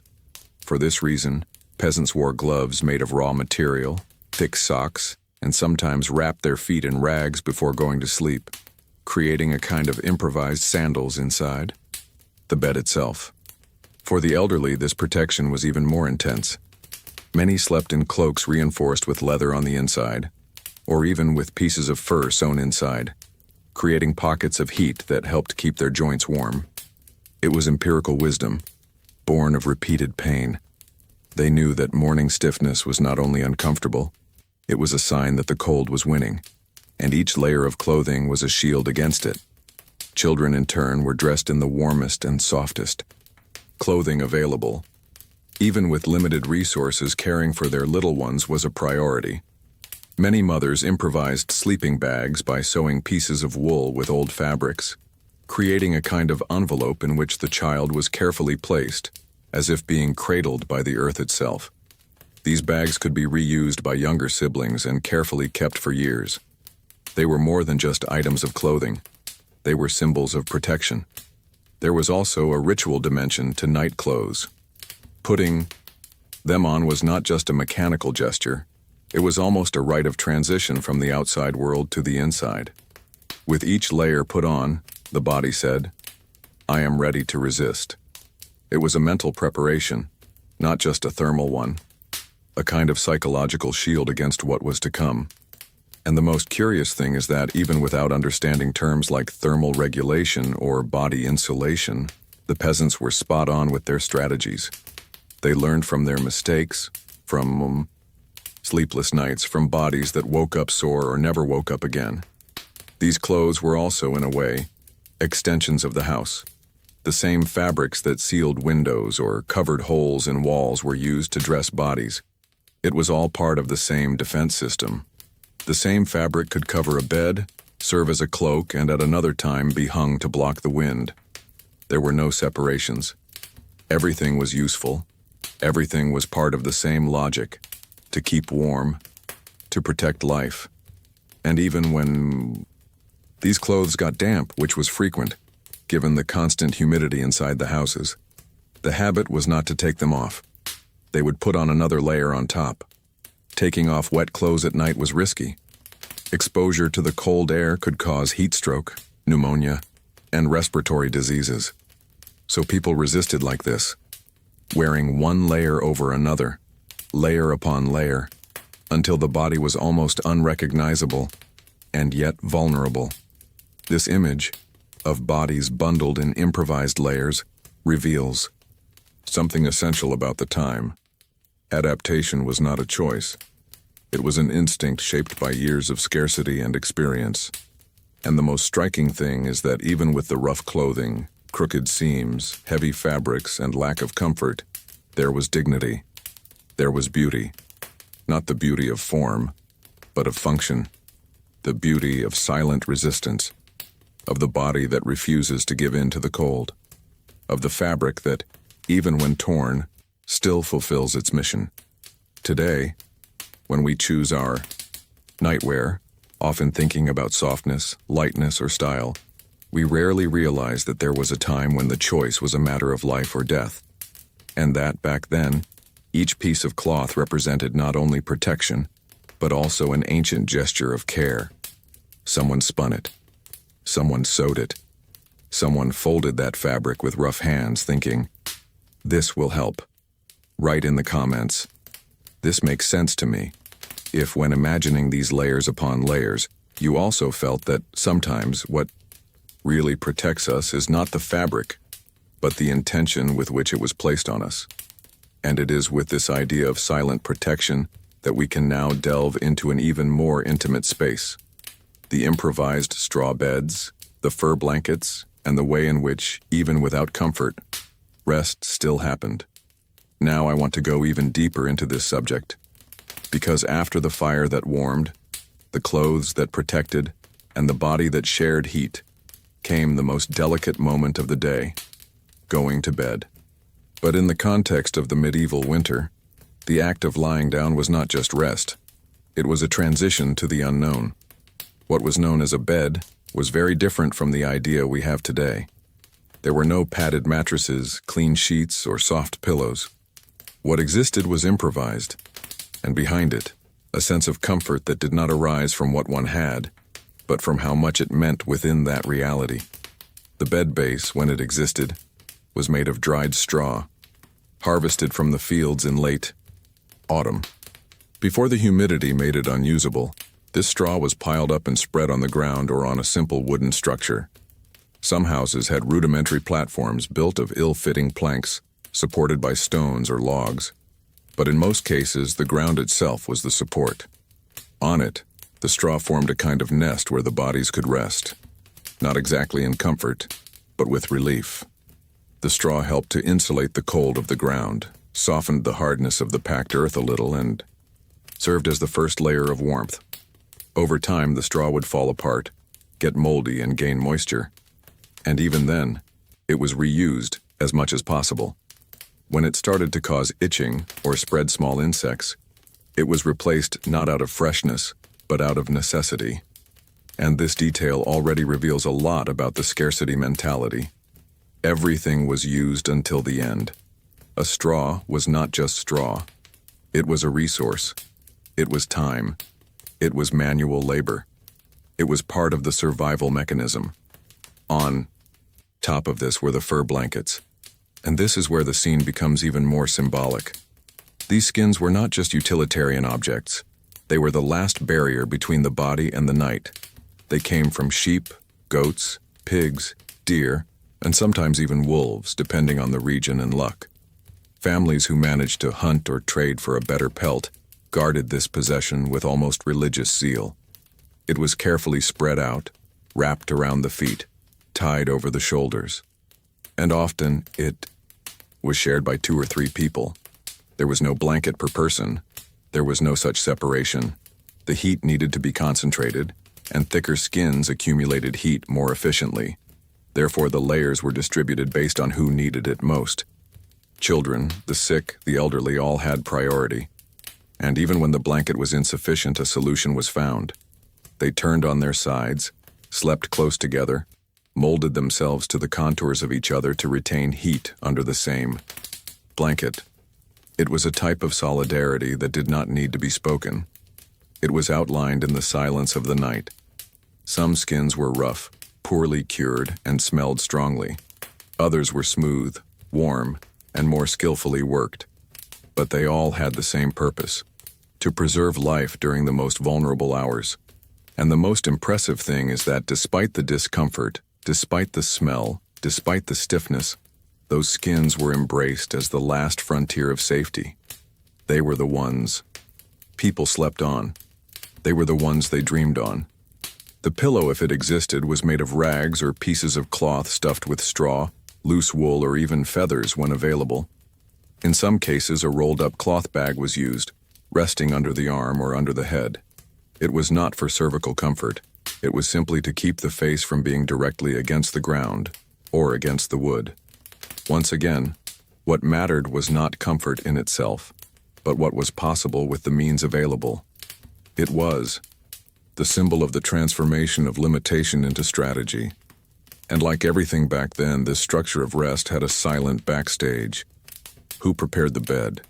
Who beat the straw to remove the moisture? Who turned the skins? Who got up early to rearrange everything before the day began? It was the women, the mothers, the daughters, the sisters. They were the ones who, in addition to resisting the cold, took care of the invisible engineering that kept the house standing. There was no recognition. There was routine, repetition, dedication. A dedication that, to modern eyes, may seem common, but that in practice shaped an invisible structure of care, an emotional force that sustained the deepest shelter. And even with all this precariousness, there was beauty. Yes, beauty. Because the act of lying down after a day of physical effort and fighting the cold represented more than tiredness. It represented survival achieved. It was as if, at that moment, the body was saying, "I have made it through another day." And even if sleep was interrupted by coughs, restlessness, or fragmented dreams, it was still a privilege. The simple act of resting under a skin on a straw mattress, with the warmth of someone beside you, was, in a way, an intimate ceremony of hope. Today, when we think of comfort, we think of anatomical pillows, smart foam mattresses, and electric blankets. But when we look back, what we see is another type of comfort, one that is not in the object itself, but in what it represents. Straw symbolized safe ground, skin, warmth, the collective nest, belonging. Each improvised layer carried within itself the decision to move forward, even without guarantees, even without real comfort, even without the certainty that the next day would bring sunshine. And perhaps that is why these beds, so rustic, so fragile, leave such a deep mark, because they remind us of a truth that we often forget. It is not what surrounds us that defines our rest. It is the way we allow ourselves to rest, even in the midst of hardship. It is the intention with which we create shelter, even if with empty hands. It is the presence of the other, the shared warmth, the desire to wake up and start all over again. Comment: this makes sense to me. If at any time you felt that, more than straw or skin, what really comforts you is the feeling that you are still here, lying down, breathing, overcoming another night. Because now, with my body curled up, my eyes almost closing and the entire house plunged into silence, I want to show you what happened when the sounds of the night took over, and how the fear of what could not be seen could be as cold as the wind outside. Now I want to go even deeper into this subject, because even with a live fire in the center of the house, layered clothing on the body, skins and straw forming rudimentary beds, the cold still insisted on getting in. And when all human strategies seemed to reach their limit, medieval families resorted to an instinctive, almost primitive, and incredibly effective solution: animals. Yes, inside the houses. Not outside, in the stable. Inside, sleeping next to people, breathing the same air, sharing the same warmth. This choice was not the result of disorganization or lack of hygiene. It was a conscious decision, born of observation and intimate contact with nature. The peasants knew that body heat was a valuable resource, and that animals, with their higher internal temperature and thick fur, could contribute silently, constantly, to warming the environment. The logic was simple. In a small, poorly insulated space, the more living bodies, the more heat. And on a cold night, the presence of a cow, a goat, or even a group of chickens could mean a few extra degrees inside the house. A few degrees that in that reality made all the difference. In many homes, especially in colder regions, the layout of the house was already designed for this.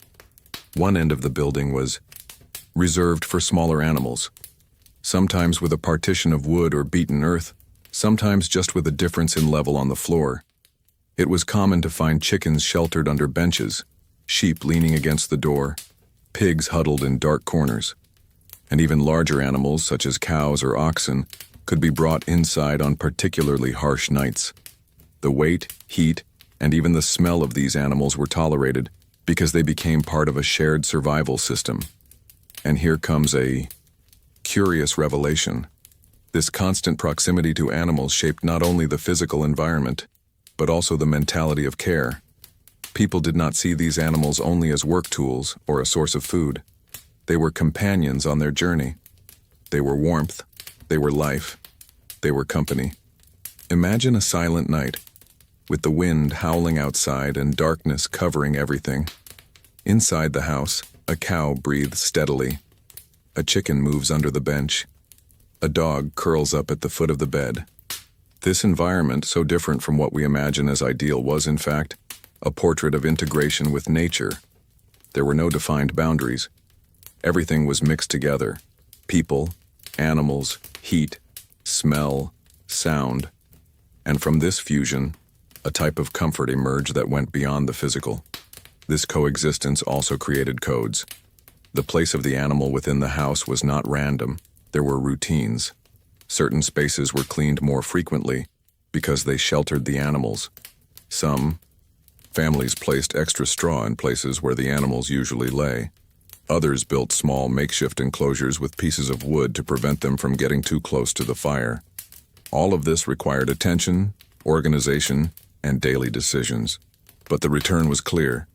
An environment that was slightly warmer, a little more alive, a little less vulnerable.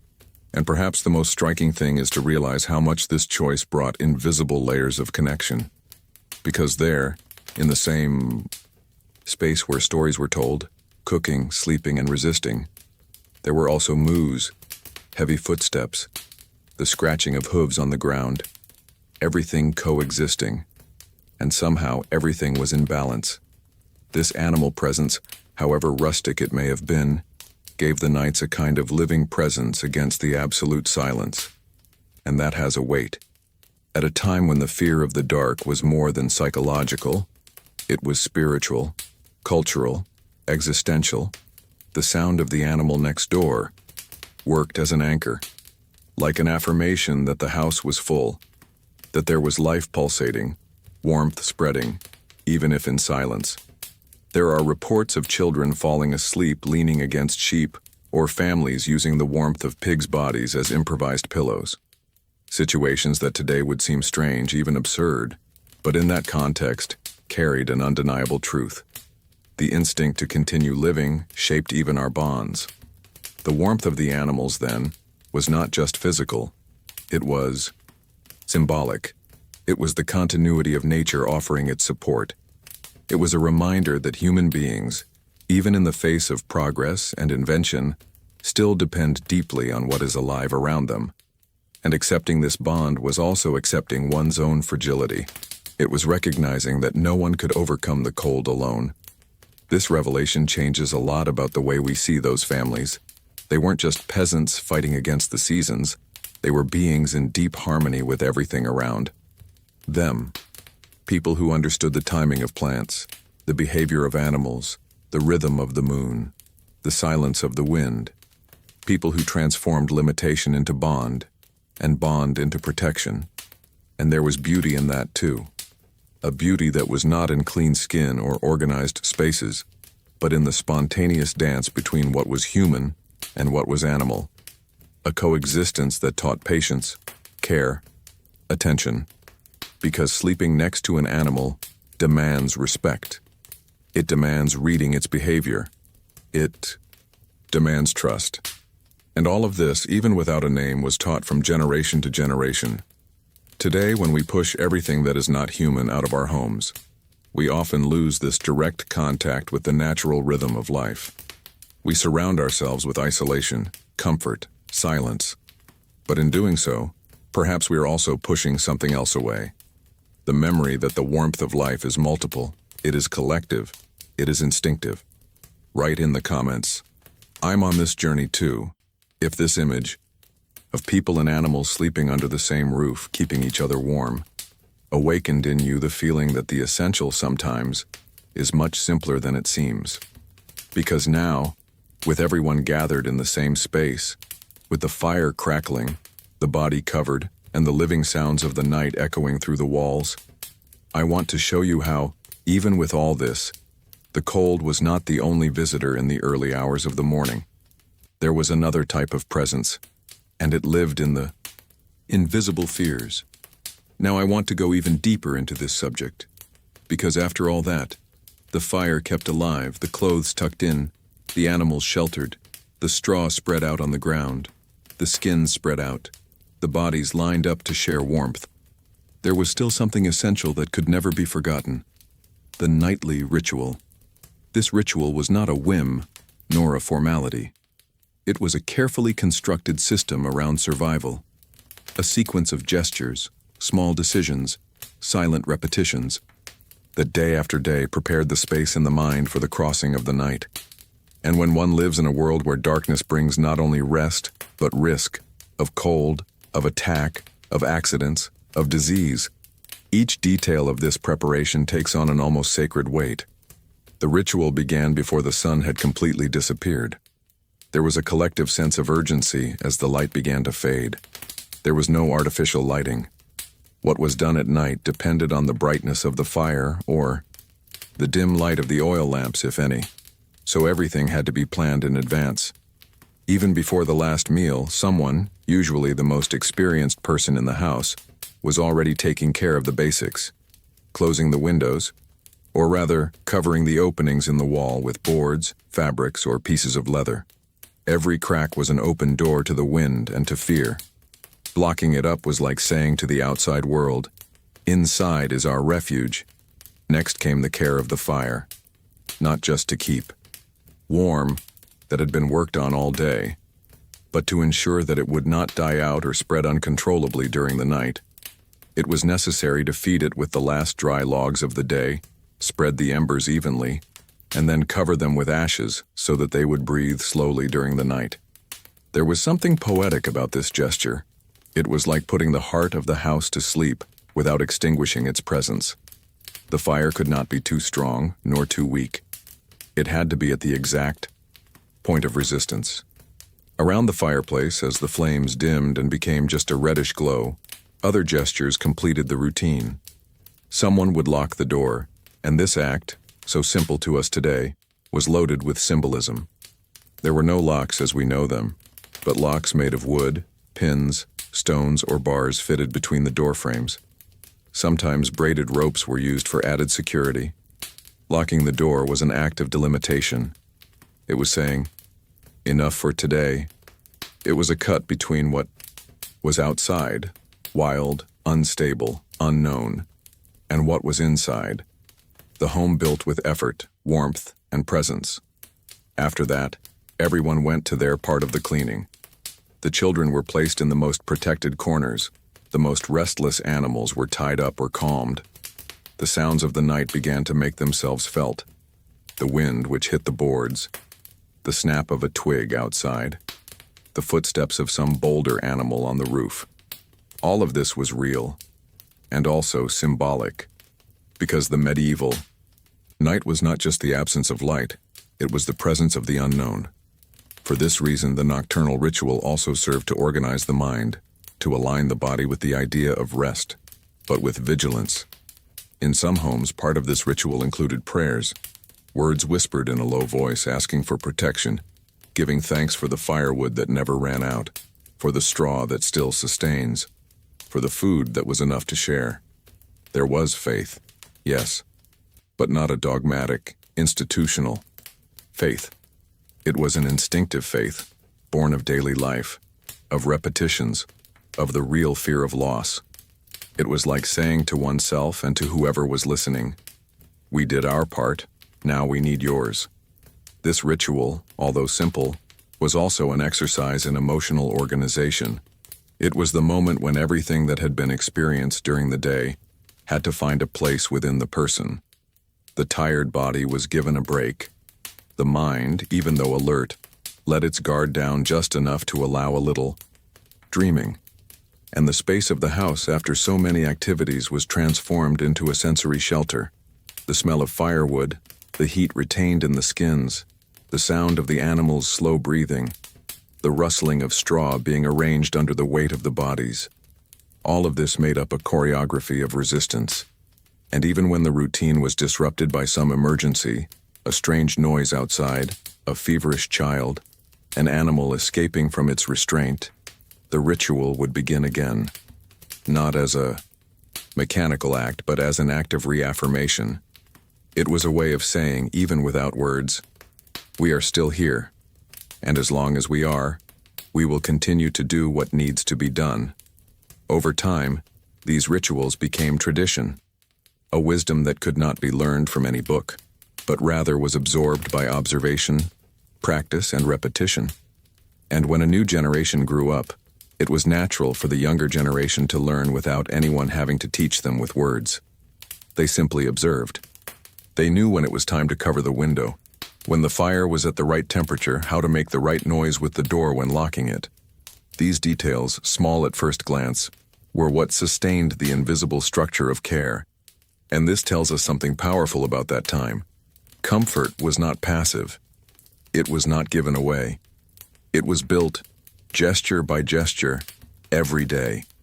It was a choice made with the hands, with the body, with the eyes. Choosing to sleep was also choosing to trust. And to trust, everything had to be in its place. Every rag over the window, every board propped up, every prayer said in a hoarse voice, every animal tucked into the right corner.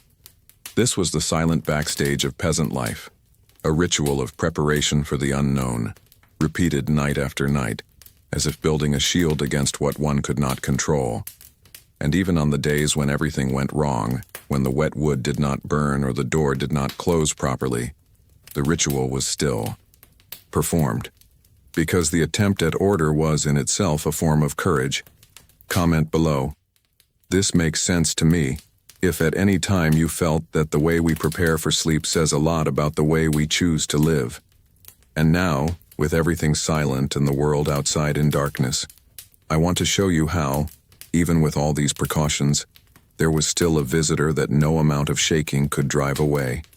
Fear, the one that lived not outside, but inside the head of those who were trying to sleep.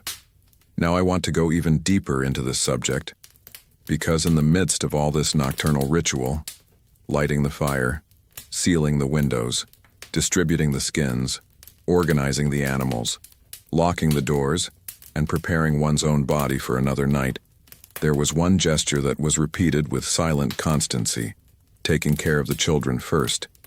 This choice, far from being random, carried a fundamental value at that time. The little ones came before everything else. Before food was shared, before blankets were distributed, before the silence of the night set in. There was a deep, almost instinctive understanding that warmth, which existed in limited quantities, needed to be delivered to those who could least generate it themselves. It was not just about protecting the fragile body of a son or daughter. It was about ensuring that the continuity of life would not be interrupted by the cold. In a world where winter could be merciless, where disease spread easily, and where infant mortality was a real threat, every night was a journey. And on that journey, the most vulnerable always came to the center, literally. When people slept in groups, it was the children who occupied the middle space, surrounded by adults as if they were inside a cocoon. The larger bodies around them created a thermal wall, and even if the adults felt cold in their extremities, This choice was never up for discussion. It was the kind of decision that didn't need to be said. It just happened. Dressing the children was also part of the ritual. Layers of clothing over thin furs, hand-woven wool socks, tight-fitting hats, blankets sewn especially for their size. Often the best things in the house, the freshest fur, the least worn fabric, the driest piece of blanket, were reserved for the little ones. Not out of favoritism, but out of logic of survival. A sick child could mean whole nights of restlessness. A weak child threatened the balance of the entire family. And deeper than that, there was a collective sense that caring for a child was caring for one's own future. It was a decision of continuity, not just compassion. The parents, even exhausted, kept a watchful eye. They touched the forehead to feel the fever, listened to the breathing that changed when the cold began to take over, the instinct that woke them up in the middle of the night just by the movement of their child's body. None of this came from books, from school, or from technique. It was pure bonding. A type of bond that does not break even when the environment around them is hostile. And perhaps this is one of the most powerful aspects of peasant life, the way in which care was imposed as a priority, even in the face of scarcity. And the most moving thing is that, even in the poorest homes, where almost everything was lacking, the act of wrapping a child in one's own body, of serving as a blanket, a pillow, a shield, was seen as natural. No reward was expected. It was just what had to be done. Many mothers slept without a blanket so that their children would have one. Fathers would stay up all night stoking the fire, tending the straw, moving the skins so that the temperature around the children would not drop. It was, in a way, an economy of effort in favor of fragility. And this decision, always put into practice night after night, shaped the very meaning of family. Because caring for the most vulnerable was not just a biological duty. It was a value that underpinned the entire social structure of that time. It was the basis of a collective mentality, where protecting those who could not protect themselves was still more important than ensuring one's own comfort. This principle began at home, with children, but spread to the elderly, the sick, and neighbors in difficult situations.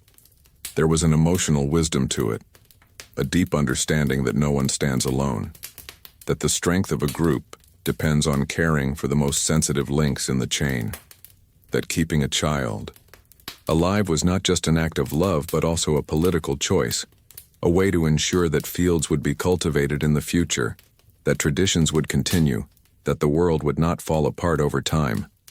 Even older siblings learned this logic early on. They knew that when going to bed, they had to make room for the younger ones, give up a piece of skin, share the heated stone, adjust the blanket in the middle of the night without making noise. All of this was taught with the body, by example. There was no talk. There was practice. And little by little, this became a way of life. And there was also a kind of tenderness that endured even on the hardest days. The affection in pinning the woolen hat to the child's chin, the care in positioning the child's head so that it was away from the draft, the respectful silence when arranging the straw so that the body's movements would not wake him. Small gestures that, when added together, revealed a constant, affectionate presence. A vigilance that was not oppressive but loving, a way of saying without words, "As long as I'm here, you'll be safe." And it's nice to think that this form of care hasn't been completely lost. Because even today, in times of heated beds, separate bedrooms, and plenty of blankets, many of us still feel the need to watch our children sleep, to pull the blanket up to their necks, to adjust the lights, to silence the room. These gestures, although modern, carry the same root. They are emotional legacies from a time when the cold could take away everything, except the desire to protect. And if there is a hidden truth behind all this, perhaps it is this: that the greatest warmth one can receive does not come from fire, or clothes, or furs, but from the look that says, "You matter. I am here." And perhaps on those long, cold nights, that was the true blanket. Comment below. This makes sense to me. If at some point you also understood that caring for the most vulnerable is what sustains the entire structure of the world, no matter what century we are in. Because now that the heat has been shared, the bodies have settled down, and the silence has settled in, I want to take you even deeper, to that space where what weighed most was not the cold, but what was heard or imagined when everything went dark. Because when the fire was almost ash, when the bodies were collected, when even the animals were quiet in their corners, and the silence became dense, that was when the most silent and insistent visitor of medieval nights appeared. Fear. Not the fear that can be resolved with logic, with a simple explanation, or with a touch of courage, but the old fear, instinctive. The fear that slips through the cracks in the wood and settles in the folds of the mind. The fear of what cannot be seen, of what can be heard but cannot be understood, of what can be imagined but cannot be named. The fear of the dark, as old as humanity itself, but in those days even deeper. In medieval peasant homes, darkness was not just the absence of light. It was a territory in itself, a space without visible boundaries where anything could happen. And it did happen, inside the head. When the torches went out, when the wood turned to embers, when the eyes began to close, that was when sounds came to life. The crack of wood contracting in the cold, the distant howl of a wolf, the rhythmic pounding of something against the wall. Each noise activated the collective imagination, a place where legends, myths, fears, and memories intertwined without it being possible to distinguish where reality ended and belief began. In medieval culture, this fear was fueled by narratives that were part of everyday life. Creatures of the woods, witches, spirits, demons. These were not just superstitions, they were part of the emotional repertoire. The stories were told during the day, with eyes wide open. But it was at night that they gained strength. Because at night, boundaries blurred, and each shadow cast by the embers on the wall could very well be a sign of something beyond, something that watched, something that waited. The most fascinating thing is that these sensations did not occur alone. Even in full houses, fear was shared, but not out loud. It circulated through bodies. It could be felt in the way someone cowered, in the way children squeezed their eyes shut, in the suppressed sigh of those who heard something strange. The fear of the dark was communal and silent, and that made everything even more intense.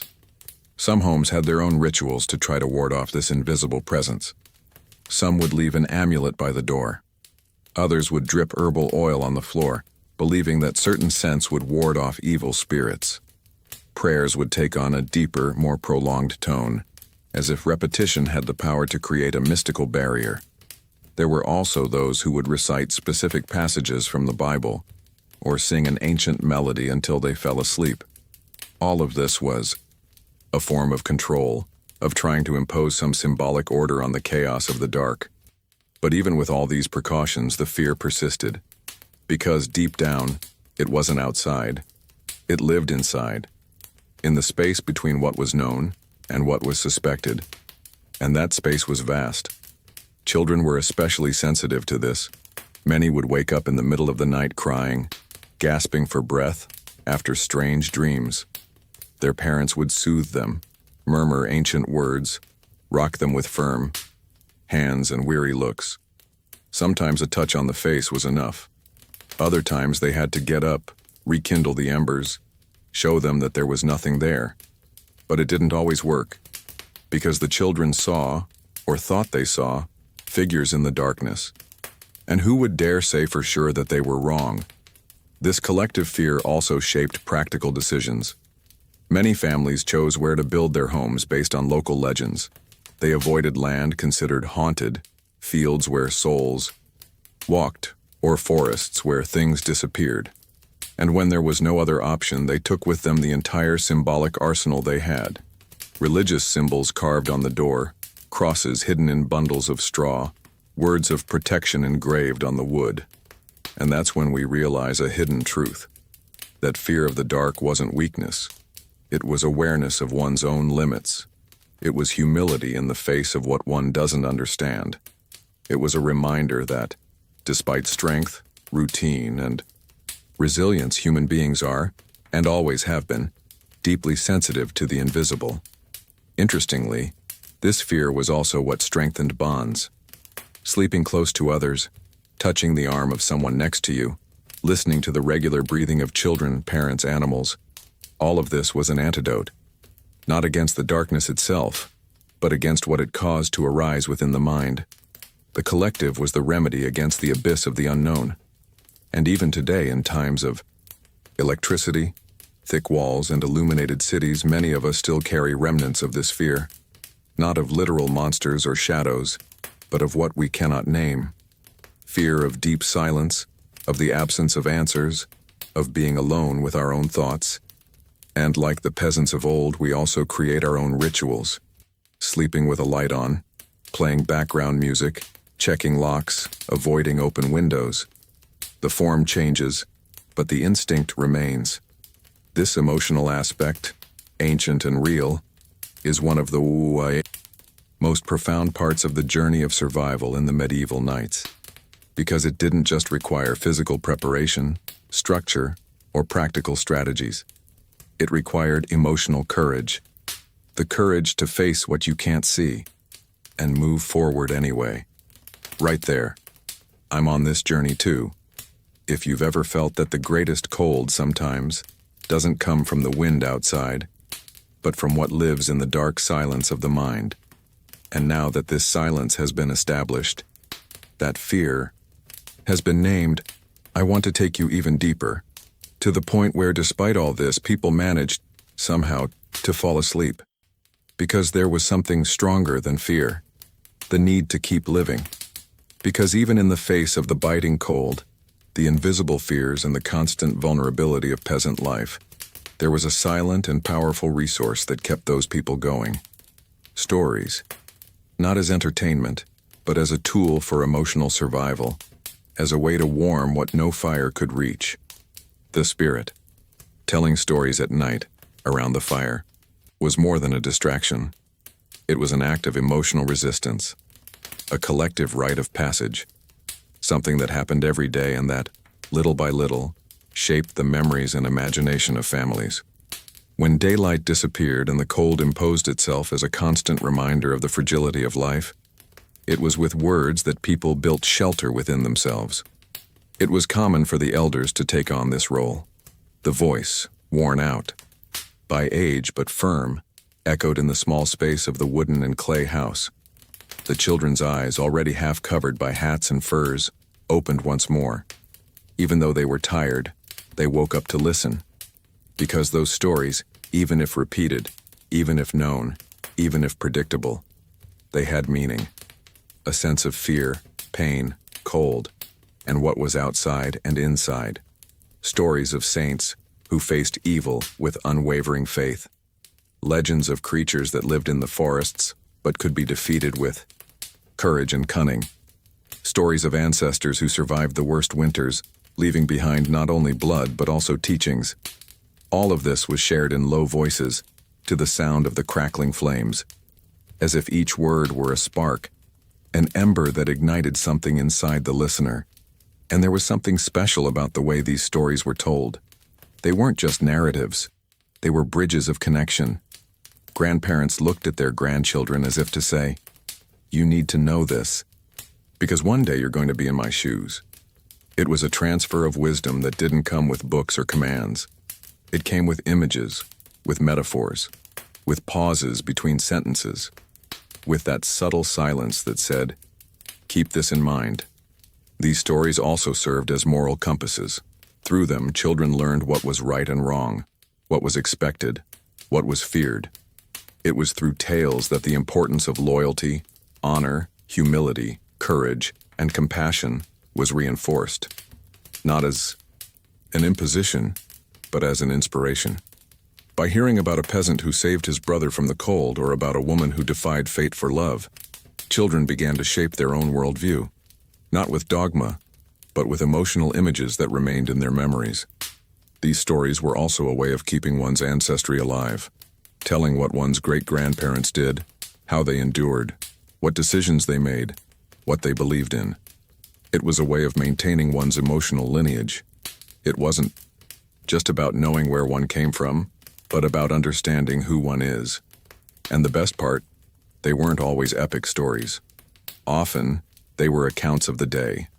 Simple things, like the moment a father almost fell into the frozen lake, or when the firewood ran out early, or how someone improvised a soup with what seemed like nothing.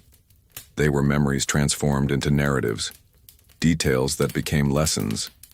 And all of this was wrapped up in the presence of the fire, which there was more than just heat.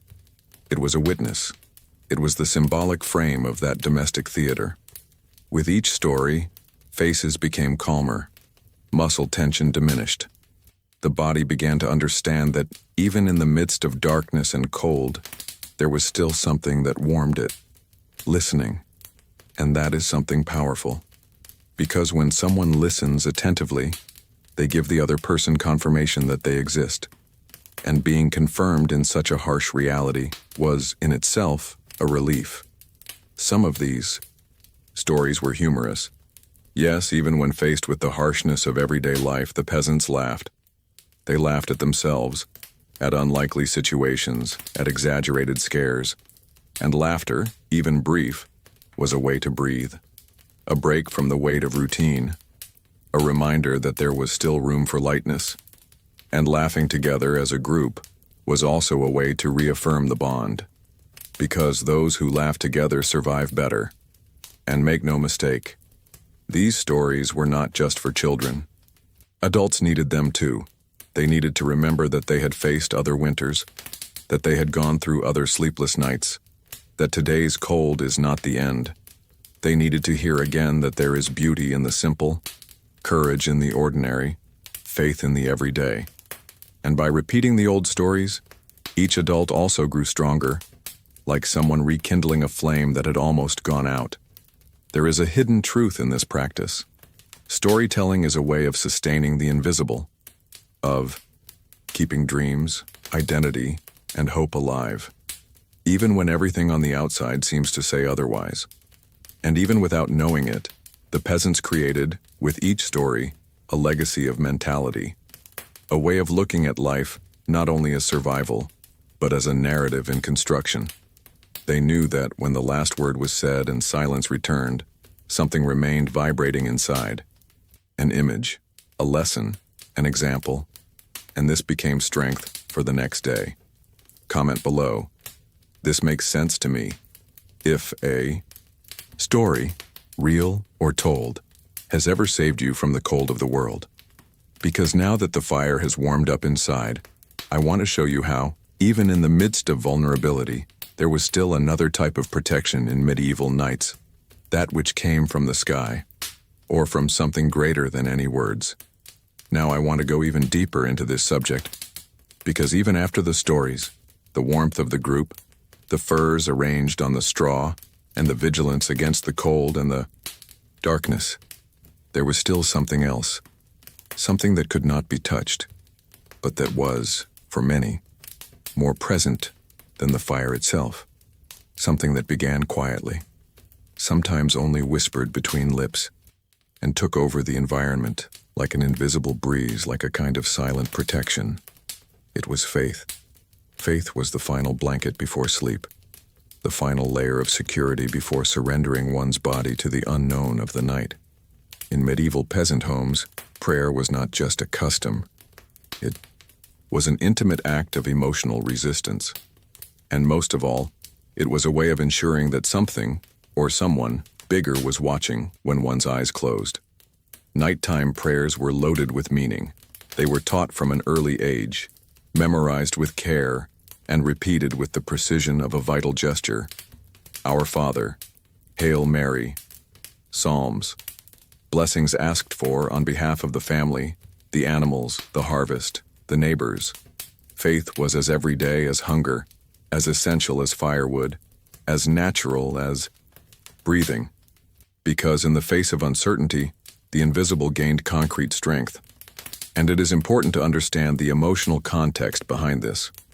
The night, as we have seen, was full of real risks, cold, illness, robberies, fires, but also of dangers that could not be explained. Faith, in this sense, worked as a bridge between fear and hope. a way of naming what was not understood and asking for protection from what could not be controlled. Many families had their own prayers.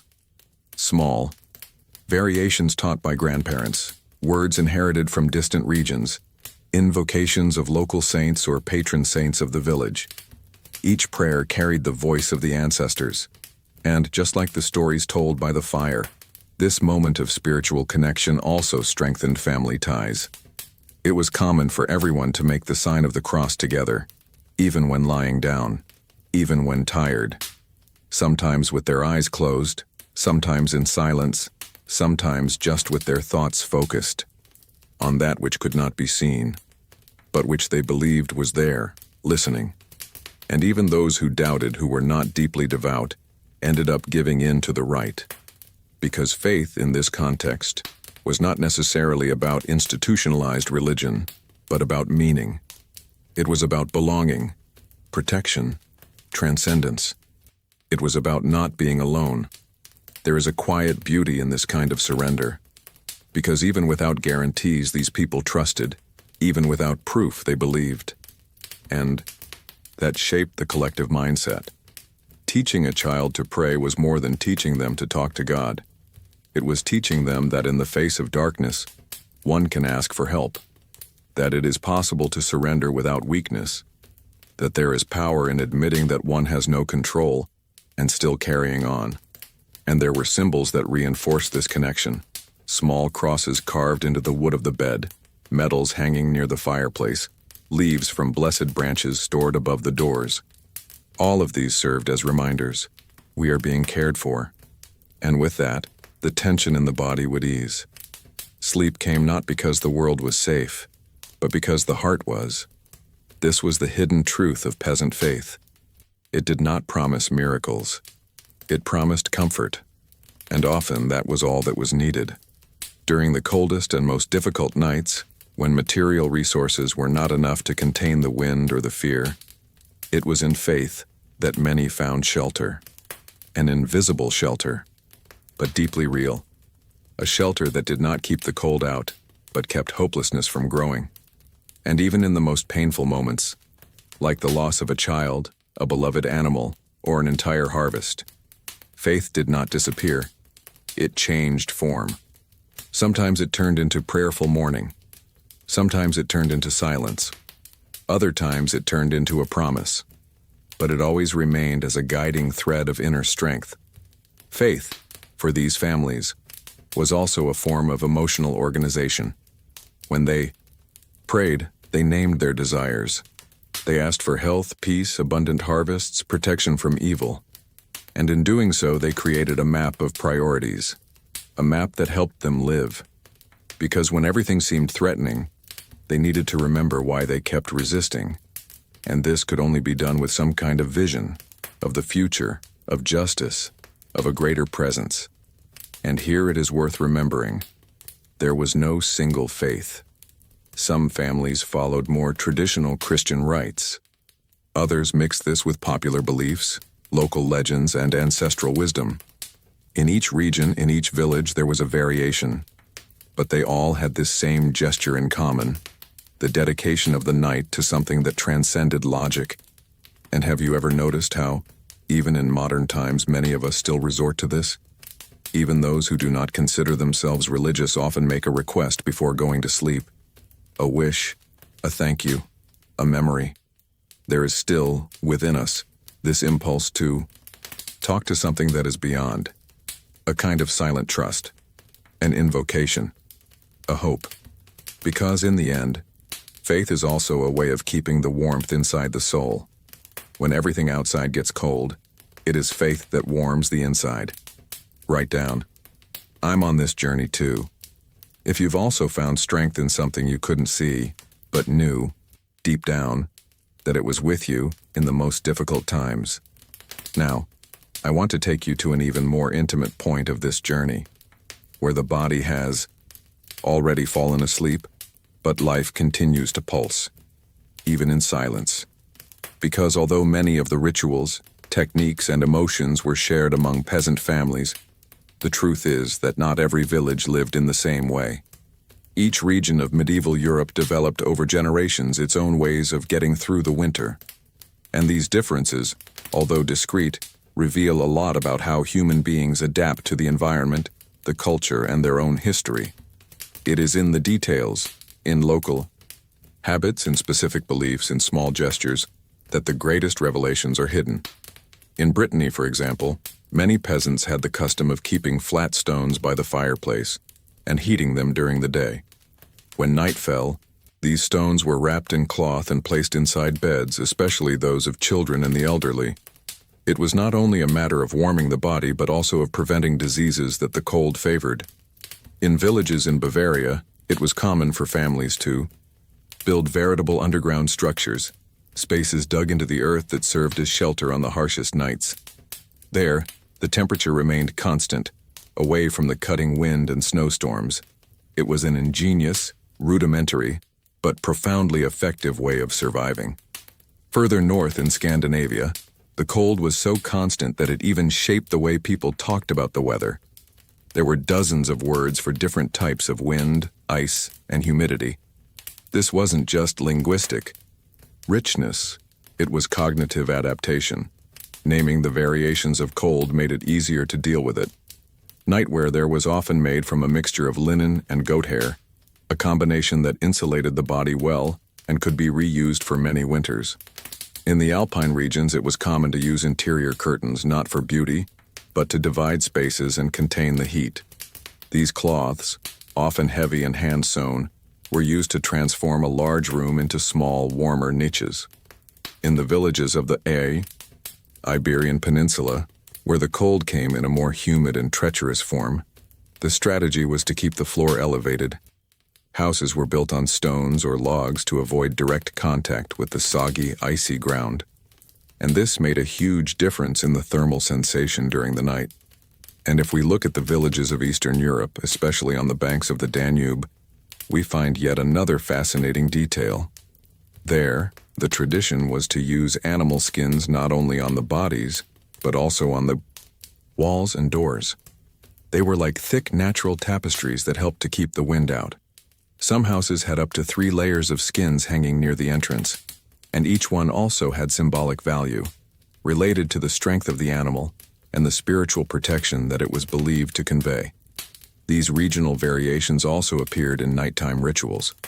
In certain Italian villages, for example, it was common for a family member to place a piece of bread in the center of the house before going to sleep, as a symbolic offering to the soul of the house, something between pagan tradition and popular Catholicism. In parts of Ireland, it was believed that one should knock 3 times on the doorframe with a small piece of wood before locking it. It was a way of scaring away evil spirits, and no one slept without it.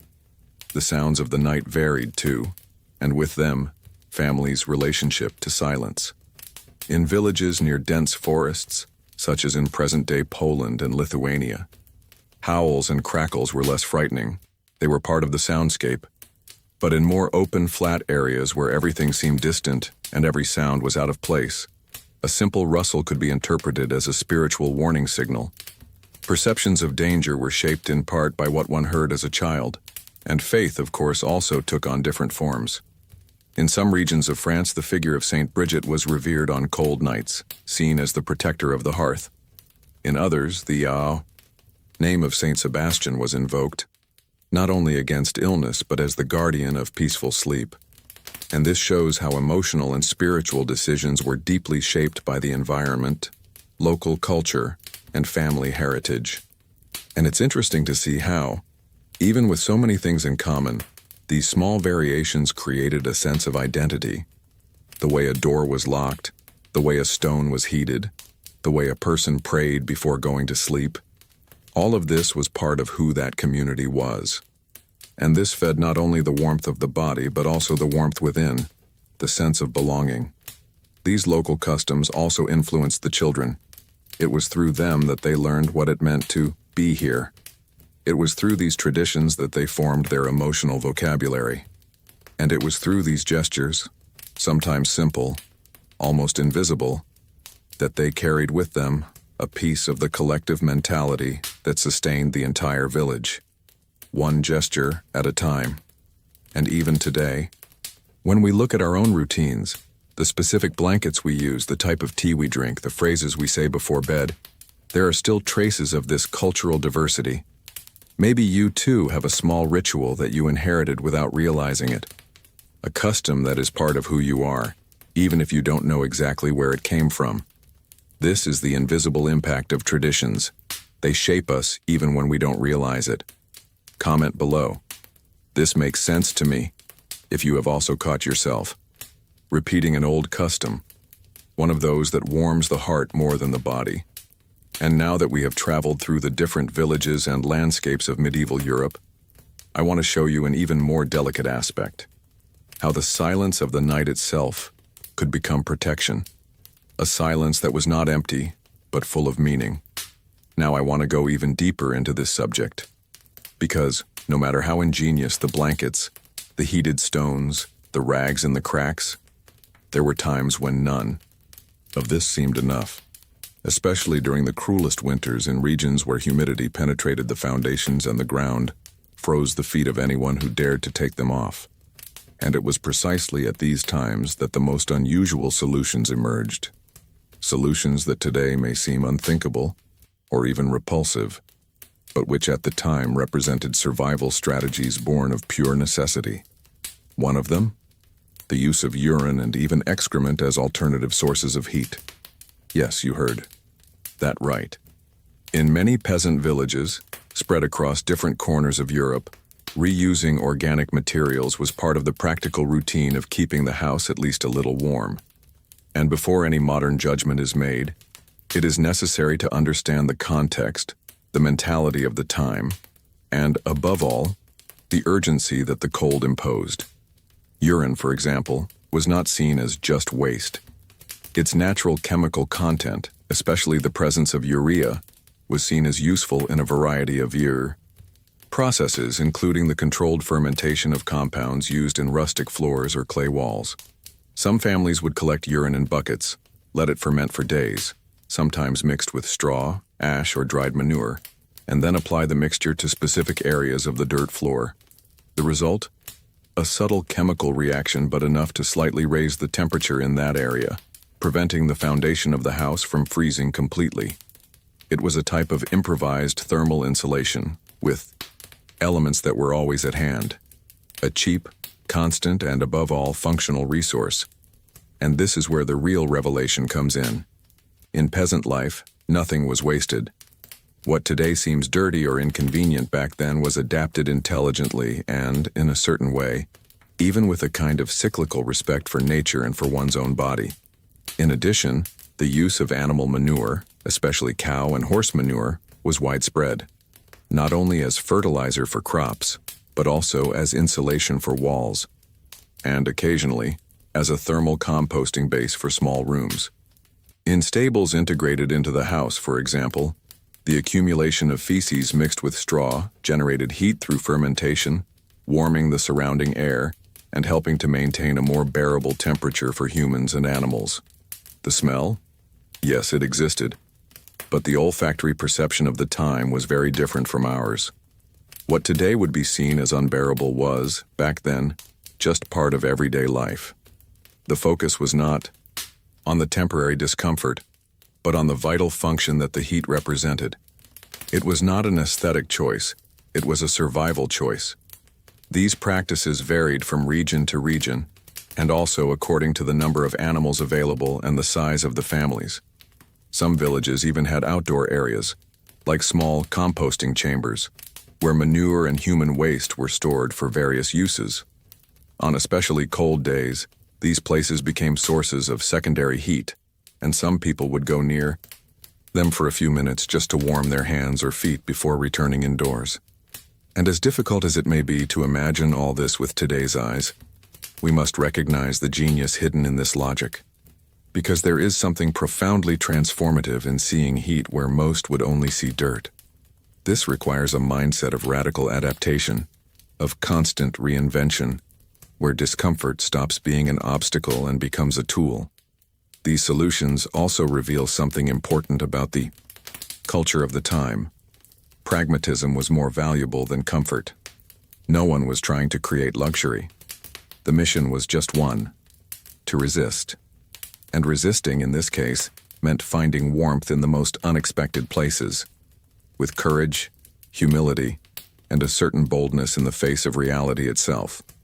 There was even a popular belief in some communities that human urine, especially the first urine in the morning, had medicinal heat, not in the chemical sense, but almost magical. Some mothers would rub a little of this urine on their children's feet before putting shoes on them, believing that this would create a protective layer against the extreme cold. A strange practice, without a doubt, but it was deeply revealing about the symbolic value given to what was considered banal. And perhaps the most surprising thing of all is to realize that these filthy solutions coexisted with deeply clean, poetic, and meaningful gestures. It was possible, in the same night, to chant prayers by the light of the fireplace, warm one's feet on straw moistened with compounds, and soon after, sleep under a handmade blanket next to the one loved. This is the complexity of real life. It mixes the sacred with the crude, the sublime with the dirty, the poetic with the necessary. Ultimately, the use of organic compounds was more than just a thermal solution. It was a clear symbol of how peasants saw the world, a place where anything goes, as long as it is looked at wisely. It was there that the hidden truth of survival was revealed, behind the scenes of what no one saw, in the details that don't appear in books, but that sustained centuries of existence far from castles and wars. Write down, "I'm on this journey too," if this revelation made you look with more empathy at the decisions our ancestors made every day, with the resources they had and the courage they carried. And now that we have seen how far humans can go to warm their bodies, I want to show you how far they will go to preserve their souls. Because even in the harshest cold, there was always room for poetry. Because surviving the cold at that time was not just a matter of protecting the body. It was above all a silent battle within the mind. Each freezing night that stretched over the fields and over the wooden and clay houses was like a test, one of those that doesn't tell you when it starts or when it ends. And approval didn't come with medals or recognition. It came, at most, with another dawn. Medieval cold was a force that shaped the body. Yes, it stiffened muscles, limited movement, required constant effort to keep circulation going. But its most profound impact lay elsewhere, in people's mindsets, in the way they learned from an early age to deal with scarcity, discomfort, and fear. And this is perhaps one of the most striking hidden truths of peasant life. The cold was not just an external condition, it was also an internal training ground. Imagine a child growing up in an environment where not a single ember was allowed to be wasted, where the slightest mistake, leaving a door open, forgetting to pull a blanket over a younger sibling, could have serious consequences. This child not only learned to care for others, but also developed a constant attentiveness, an emotional responsibility that was born of necessity. The cold educated, and it educated firmly. And of course, there was the body. The feet, which rarely wore socks. The hands, which cracked with ice. The back, which carried soaked firewood without complaint. It was a resistance forged in every gesture. There was no gym. There was work. There was routine. There was repetition. And there was also silence, that deep silence of windless dawns, where the loudest sound was the snap of a twig or the deep breathing of someone who had finally managed to sleep.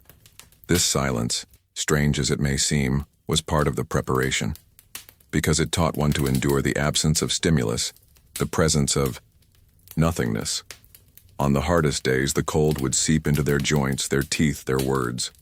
There were those who would stop talking for hours just to conserve energy. There were those who would sing softly in an almost childish attempt to distract themselves from the pain in their bones. There were those who would pray. There were those who would simply close their eyes, lying next to someone, waiting for time to pass. And this wasn't weakness. It was a form of resistance. Because true, strength doesn't always scream. Sometimes it just remains. The elders were the guardians of these bodily memories. They knew where it hurt most when the wind blew from the east. They knew which fingers froze first. They knew the exact time it took for a hot stone to lose its heat. And they taught this to the young, not as a recipe, but as a silent transmission of wisdom. It was behind the scenes of conversations, in looks, in gestures, that this ancestral knowledge was passed on. Survival was, above all, an inheritance. And there was something even more subtle. The psychological impact of the constant cold. The feeling that nothing was moving, that time was freezing along with the landscape. During the harshest months of winter, many peasants reported mood swings, deep melancholy, a kind of internal exhaustion that today we might recognize as symptoms of seasonal depression. But back then, there was no name for it. Only the certainty that one had to endure in silence. The mind was tested as much as the body. And what kept many going was faith. Not just religious faith, but faith in the return of spring, in the changing of the seasons, in the idea that life would always find a way. This kind of faith did not depend on temples, but on actions. It was in the preparation of the land even before the thaw, in the preservation of seeds, in the maintenance of habits even when there seemed no reason. It was a practical faith, rooted in everyday life. The cold, in a way, also organized the mind. By reducing external possibilities, it forced focus. There was no time for vanity. There was no distraction. There was a cycle to follow, and each step of that cycle reinforced discipline. It shaped character. It shaped identity. And it also shaped the relationship with time. Because unlike the modern rush, the peasants knew how to wait. They knew that resistance was a process. They knew that time needed to be lived in its entirety, even on the days when it seemed to stand still. And there is something poetic about that, because deep down the cold wasn't just a threat. It was also a silent teacher. It taught us about limits. It taught us about care. It taught us about the value of the collective, about the warmth that comes from a gesture, a word, a memory shared by the fire.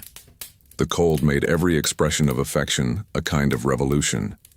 A good morning whispered in a hoarse voice, a shared blanket, a piece of bread. All of these became symbols of emotional resistance.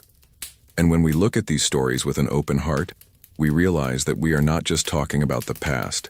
We are talking about the mentality that transcends time.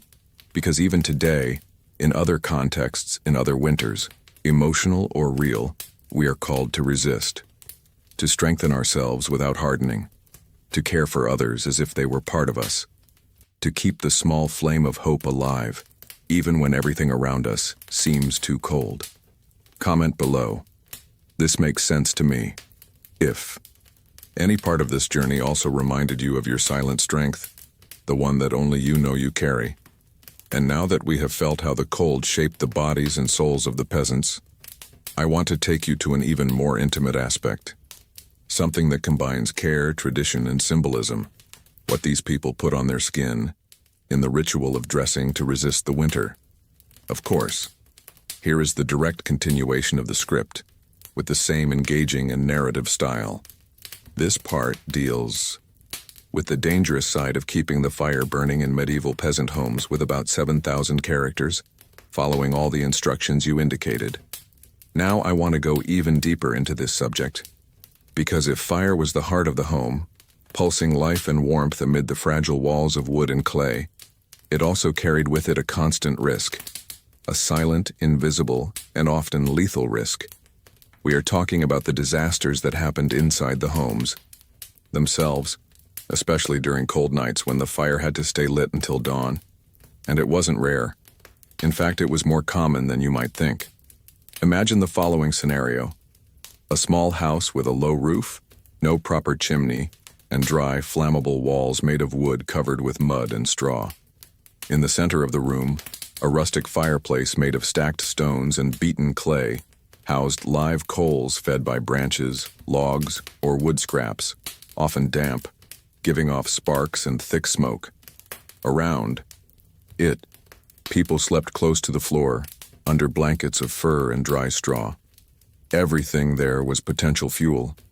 All it took was a crackling of wood at the wrong time, a spark that escaped, carried by the wind through a poorly sealed crack, a twig that rolled from the fire hitting the straw spread across the floor, and what had once been warmth and safety quickly turned into uncontrollable flames. In a fragile structure with no firefighting methods, no running water, and with roofs often made of dry straw or reeds, a fire could consume an entire house in minutes, sometimes before the residents even had time to wake up. And that is when we understand how the very source of survival could tragically become the ultimate threat. The fire that warmed was also the fire that killed, and the constant tension between these two extremes was part of peasant daily life. Living with fire was an exercise in absolute attention. For this reason, many peasants maintained nightly rituals of checking whether the wood was well placed, whether the fireplace was protected with larger stones, whether there was anything too dry nearby. But that wasn't always enough, especially when the cold was severe, and families had no choice but to keep the fire going throughout the night. In such cases, one of the members, usually the oldest or someone who had lost sleep over time, became a sort of night watchman. He was the one who got up from time to time, rekindled the embers, stirred the wood, and kept an eye out for anything that might get out of control. But fire didn't just kill with flames. Smoke was a constant and sneaky danger. Many homes, especially poor ones, lacked chimneys or efficient ventilation. Smoke rose and accumulated under low ceilings, poisoning the air throughout the night. Young children, the elderly, and people whose bodies were already weakened by the cold were especially vulnerable.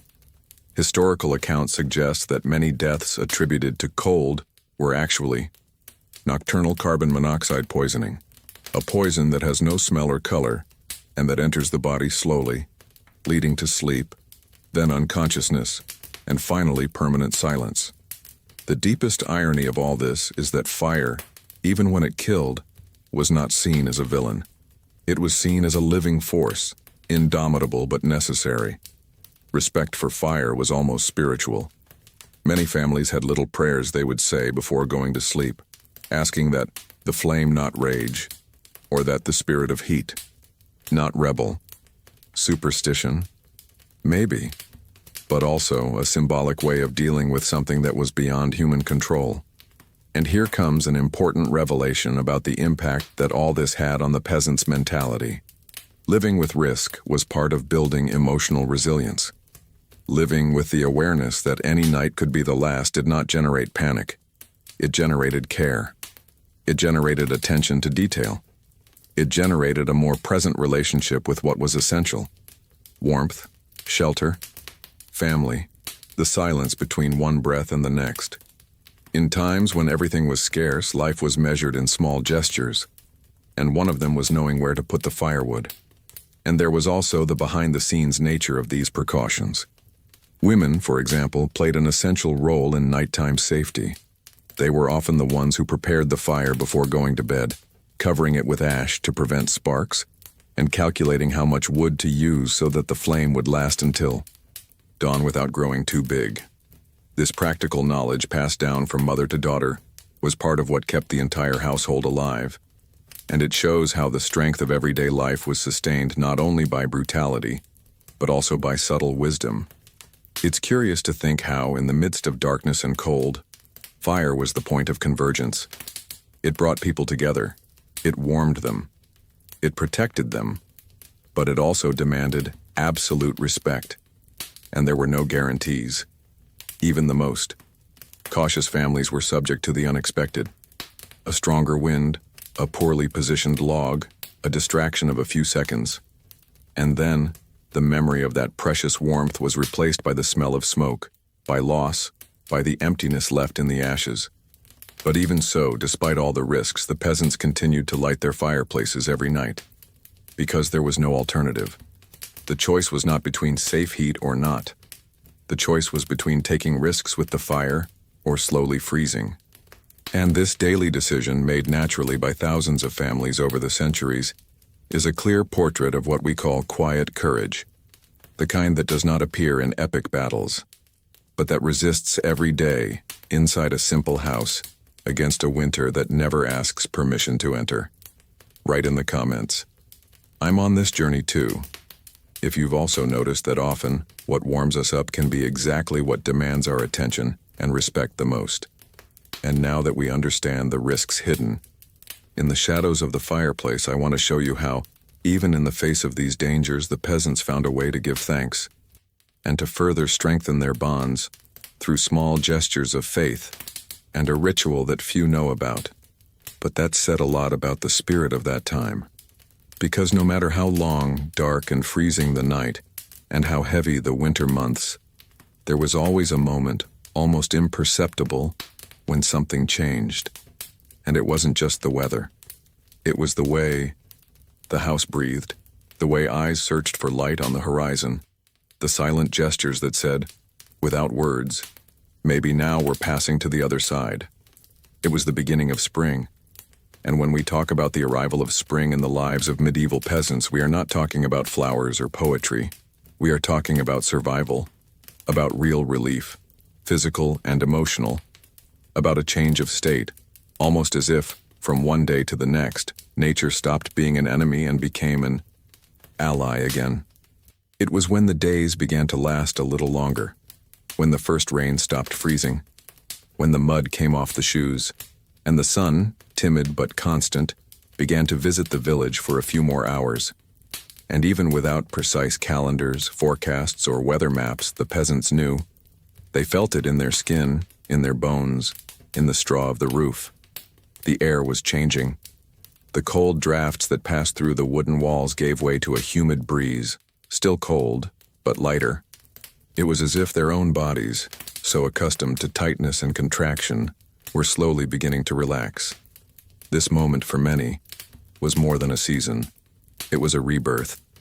After months of huddling around the fire, sharing space with animals, keeping night vigils, and facing the constant fear of not waking up the next day, the first signs of spring were welcomed as a kind of silent victory. There were no fireworks, but there was gratitude. A kind of gratitude that was expressed in simple gestures. Opening the door early, hanging clothes in the sun, letting the children run outside without fear of the wind cutting their skin. And it was also a time of internal transformation. The scarcity mindset was beginning to dissolve. The tension that had settled in our muscles and daily decisions, all that had once been about survival, was beginning to make room for what could be called life again. The land, once frozen and infertile, was beginning to soften, and with it, our hearts. It was the beginning of a new journey. Because with the end of winter also came the beginning of preparation for the hardest work, plowing the land, sowing, rebuilding what had been damaged by the cold, caring for the bodies that had fallen ill, and in some cases, burying those who did not survive. But still, there was something deeply symbolic about that period. Spring was both a memory and a promise. A memory of resistance, and a promise that it was worth continuing to resist. It was as if nature itself was saying, "You have passed the test, now breathe." And the signs came little by little, almost like small miracles. A flower bud sprouting where there was only snow, the song of a bird returning to the roof, the melting of water accumulated in the spouts, and for those who paid close attention, the smell of wet earth, a subtle aroma, but full of hope. It was the smell of possibility.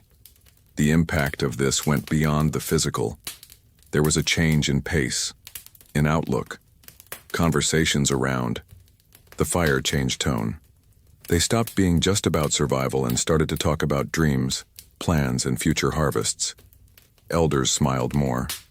Children, more restless, began to play outside. Animals, previously confined indoors, returned to the corrals and pastures. And each gesture was like a small liberation. At this point in the story, it becomes clear that winter was more than a season. It was a collective ritual of resistance. And spring, more than a blossoming, was a celebration of humanity surviving. A confirmation that despite the silence, darkness, and fear, life had found a way to go on. And it is curious to see how this cycle, despite all its harshness, created bonds. Between people, between generations, between entire families who learned to respect time, fire, earth, and even the cold. Because understanding winter was understanding oneself. It was recognizing vulnerability and at the same time, discovering the hidden strength behind each seemingly simple decision. Log placed in the right corner, a crack sealed with a rag, a prayer whispered before going to sleep.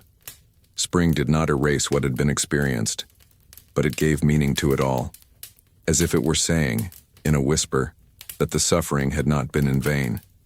That each cold night, each fright at the crack of the log, each fear of the dark, all of this was part of a greater story. A story of persistence, of transformation, of silent rebirth that repeated itself year after year, generation after generation. And perhaps looking at it now from the comfort of our time, with heaters and blankets within reach, we can recognize what those simple people left us as a legacy. The wisdom to endure with dignity, to find beauty in small victories, to understand that pain is not the end, but rather the path that leads us to it. Hope. Comment below. This makes sense to me.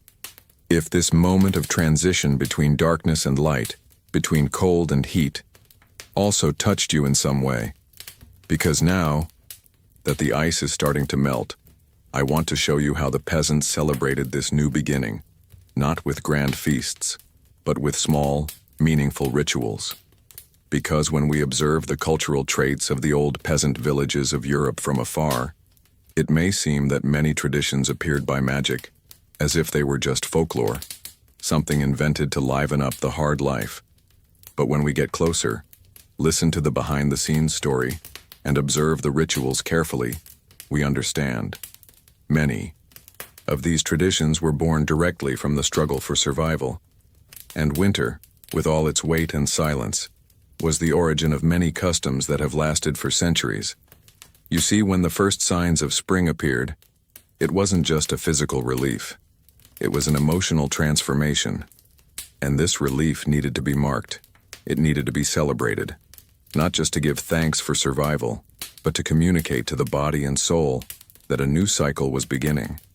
That's where many of the small local festivals came from, the dances that imitated the blossoming of nature, the foods that symbolized abundance, even if the pantry was still almost empty. Many villages, for example, held house cleaning ceremonies. They swept the darkest corners of their homes with dry twigs, as if to drive out the last remnants of cold and fear that had accumulated during the icy months. Other communities created rites of passage, in which children who had survived the winter were given small symbols, pieces of cloth, polished stones, or ribbons that represented strength and continuity. It was also common for the elders to lead songs around the fireplace, with repetitive and engaging lyrics, as if they were calling back the warmth. These songs were not just music. They were collective memory, stored in the voices of the elders, passed down from generation to generation. There, surrounded by the crackling of the wood and the smell of the damp earth, everyone remembered that they had overcome something great, and this strengthened the community. Some festivals were held in the first days after the ground thawed. Even without a harvest, they prepared simple porridges, rustic bread, or shared broths. It was less about the taste and more about the symbolic intention, sharing what they had, reaffirming bonds, renewing the faith that, soon, the earth would give again. And it is no coincidence that many of these celebrations coincide with what we now call spring festivals or agricultural rites in many European cultures. They did not emerge as mere decorative traditions. They emerged as practical responses to pain, resilience, and the need to find meaning in suffering. Every dance, every song, every offering made to the earth or to local saints carried within it a hidden truth. We survive together, and so we celebrate together. The behind-the-scenes details of these traditions reveal more than just folklore. They reveal a community mentality, an ancient wisdom that reminds us that rituals don't just serve to keep culture alive. They help keep humanity alive. And if you look closely, you can see the impact of these rituals to this day, in popular festivals, in family customs, in habits that you yourself may have inherited without even realizing it. Perhaps in a simple harvest festival in your town, there is a distant reflection of that first peasant celebration in which all there was bread, a candle, and the relief of a winter that had been overcome. Or, perhaps in the way your grandparents spoke of the seasons, the memory still lives on that life needs to be marked by symbolic gestures, especially after pain. And if we think about it, this has everything to do with what we have been through to this day. How many times after a difficult period, emotional, physical, or even spiritual, have we felt the need to mark a turning point, to symbolize overcoming with a gesture, however small? It could be a haircut, a prayer, a silent walk, or even a small get-together with friends. All of these are echoes, albeit unconscious ones, of that peasant wisdom. Suffering needs meaning, and meaning needs celebration. These customs, born from harsh winters, shaped an identity. And more than that, they created a culture of resilience. A culture that does not deny the cold but faces it head-on, that does not hide the pain but transforms it into a starting point. And perhaps this is one of the greatest legacies of these silent and persistent peasants, teaching that true strength lies in recognizing vulnerability and even so continuing to dance around the fire. That is why, when we observe these traditions, we see more than just history, we see a mirror. Because the cold may be different today. It may not be made of ice but of anguish, uncertainty, and loneliness. And yet, the teachings remain valid. Gather around those who warm you, create your own rituals, celebrate small victories, and never forget, there is always a new spring on the horizon, even if it is still invisible. Comment below, I'm on this journey too, if you felt that these traditions still echo in some part of your own journey. Now that we understand how festivals and customs were born from overcoming, I want to take you deeper into a discovery, how the body and mind were transformed in this process. Because the cold didn't just shape the routine, it shaped who those people were inside. Now I want to go even deeper into this subject. Because when we calmly look at everything we have seen so far, the biting cold, the improvised homes, the bodies huddled together to sleep, the heated stones, the skins, the songs, the faith, the inevitable question that arises is not only how did they survive, but what did these people have inside to not give up? The answer lies in a word that spans generations, that defines eras, that shapes the spirit of a people: resilience. But it is important to understand this resilience not as something mystical, unattainable, or overly heroic. On the contrary, the most impressive thing about the strength of medieval peasants is their everyday simplicity. They did not have grand choices or elaborate strategies. They had only the land, the time, and each other.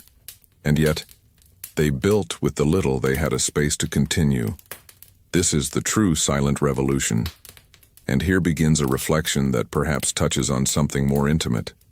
Because deep down, many of the difficulties we face today, although different in form, still require the same type of response, finding ways to adapt when everything seems hostile. How many times have you had to improvise to protect something important to you? How many cold nights have you gone through, even if symbolic, with fear, insecurity, loss, or deep fatigue? Medieval peasants show us with their small and firm gestures that the secret is not in resisting alone, but in resisting together. The warmth came from the fire, yes, but it also came from the skin of the other, from the voice of the other, from the shared faith, from the shared food, from the story told by the fireside. And perhaps what impresses us most is realizing that, even without knowing it, they were teaching something profound about human nature. That when everything else is lacking, what remains is the ability to care. They tended the fire with the same dedication they cared for each other. They cared for their homes, even if they were made of mud and rags, with the same care they cared for their children, the sick, and the elderly. And this mentality of care, of bonding, of constant attention, was what shaped what we would now call peasant culture, but which deep down is a universal mentality of survival with dignity. Do you see how all this offers us a lesson about the essential? In times when we are bombarded by excess, distractions, and ideas of success linked to accumulation, it is almost comforting to remember that true survival comes from unity, patience, listening, and meaningful actions repeated every day. It is not just about surviving, it is about living with meaning, even in the cold. And when we think of cold today, it may come in very different forms: emotional loneliness, mental overload, social disconnection. But the remedy remains the same. What the peasants knew, even without books, even without schools, even without the internet, is that the most lasting warmth comes from within. From within homes, from relationships, from the small silent agreements that keep us together when the world seems to want to tear us apart. Throughout this journey, we realized how each practice, even the most rustic, carried an ancestral intelligence, a wisdom that knew how to listen to the earth, observe animals, predict changes in the weather, anticipate dangers. This was not just instinct. It was collective learning, passed on from mouth to mouth, from gesture to gesture. And the true strength was there, in the accumulated knowledge, in the respected tradition, in the humility of learning from nature and from others. This kind of strength is not immediately visible. It does not make noise. It does not appear in speeches, but it sustains. And perhaps today, amidst the rush, the noise, the rush, we need to learn again to look within and ask ourselves, what really sustains me when everything around me grows cold? What warms me? What keeps me whole? The answer may lie in simplicity, in a ritual, in a memory, in a decision to continue with kindness. Because true transformation happens when we decide to go through the cold not as victims, but as beings aware of our role in the world. Just like the peasants, aware of what they needed to do, aware that what was at stake was not just individual life, but the continuity of something greater, a lineage, a meaning, a hope. And at that point, the journey ceases to be just historical. It becomes personal, because in the mirrors of those mud houses, in the straw, beds, in the calloused hands, and in the voices in prayer, perhaps we can recognize ourselves and understand that yes, there is much to learn from the resilience of those who came before. They didn't have everything, but they did the best they could with what they had. And that could be everything. Comment below. This makes sense to me. If at any point during this journey you felt that you also carry, in your own way, this same silent flame that they kept lit, not only to survive the winter, but to move forward with courage and purpose. Now, looking through this deeper lens, we begin to see even the simplest details of peasant daily life with different eyes. Because everything they did, even the way they woke up, the way they organized the next day, was shaped by this awareness of continuity. And that is exactly what I want to explore with you in the next step. What happened after nightfall, when the cold gave way to work, reconstruction, and living hope. Now I want to go even deeper into this subject, because there is a detail that few people notice, but which is perhaps one of the most important in this entire medieval experience. Sound. Yes, sound. The sound of silence. Or rather, of the small noises that filled the absence of words, the absence of machines, the absence of haste. On those long, cold nights when darkness swallowed the wooden windows and the world seemed suspended between survival and mystery, sound played an almost spiritual role. The crackling of the fire in the fireplace was more than a sign of warmth. It was a reminder of presence. It was the heart of the house beating. The flames crackled with a calming cadence. As if there, within the sound of the fire, there was a silent promise. As long as I burn, you are safe. And then there was the wind. Ah, the wind. It wasn't just a cold whisper outside. It was a constant character, blowing through the cracks, whistling on the roof tiles, dancing with the shadows. But curiously, even Though it was a restless presence, the sound of the wind had something hypnotic about it, like a story being told in another language, ancient, forgotten, but one that the skin still recognizes. Sometimes frightening, sometimes comforting. It reminded the peasant that the world outside continued, but that inside, in that improvised refuge, there was a space of resistance. And then there were the sounds of the body, the slow breathing of someone sleeping under fur blankets, the muffled sound of a sigh of relief as the warmth finally reaches the fingertips, the sound of the body relaxing, giving thanks, resting. These sounds are also part of memory, because surviving winter wasn't just about resisting the cold. It was about learning to listen to yourself, to others, to your home. It was a sensory dance between inside and outside, between fear and hope. The most curious thing is to realize how all this, even so distant in time, touches on something profoundly current. In a world full of stimuli, screens, and artificial noises, this medieval sensory memory, this invitation to contemplate fire, to respect the wind, to the rhythm of one's own breathing, becomes an antidote, a way of reconnecting with the essential. And perhaps without realizing it, what the peasants practiced was a type of ancestral meditation, a surrender to the present, to presence, to the now. There was no past to fix, no future to plan, only the night, and the body, and the fire. Imagine for a moment that you are there, lying on a bed of straw, covered with sheepskin, feeling the heat of the heated stone at your feet. Beside you, your family sleeps together, and you hear the crackle of the flames, the howl of the wind, your own chest rising and falling, slowly. There is something profound in this moment, something that no technology can simulate. It is the sound of life that persists, even when everything else seems to want to extinguish that flame. This sensory pause was perhaps the true secret to survival. It was not enough to pile on the techniques. It was necessary to surrender oneself to the night with humility, to accept that the cold would come, yes, but that there was beauty in that too. There was beauty in seclusion. There was a hidden truth in the darkness. And it was precisely by listening, with all his body, with all his soul, that the medieval peasant got through yet another dawn. Today, if we close our eyes and listen carefully, perhaps we can still hear them. Not exactly the same sounds, but echoes. Echoes of the same search, of the same journey for protection, for belonging, for meaning. And if we allow ourselves this silence, even for a few seconds, perhaps we will find within us the same flame that burned in those ancestral fireplaces. A flame that needs no words, no promises, only space to burn.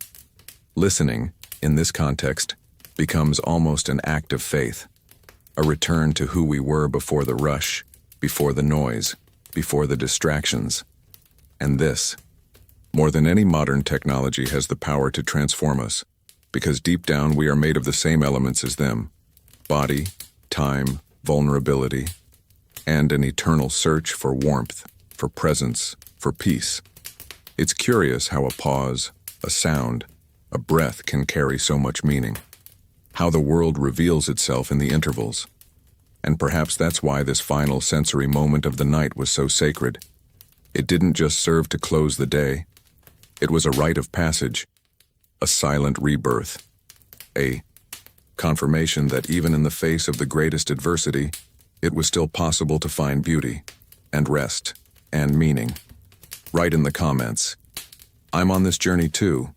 If at some point during this sensory journey, you felt that even with so many centuries between us and them, there is still a deep connection, made of silence, sound, warmth, humanity.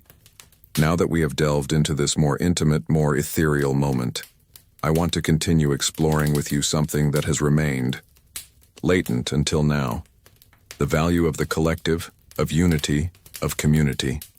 Because more than techniques and improvisations, what sustained the peasants was the other. And that is exactly what we will explore next.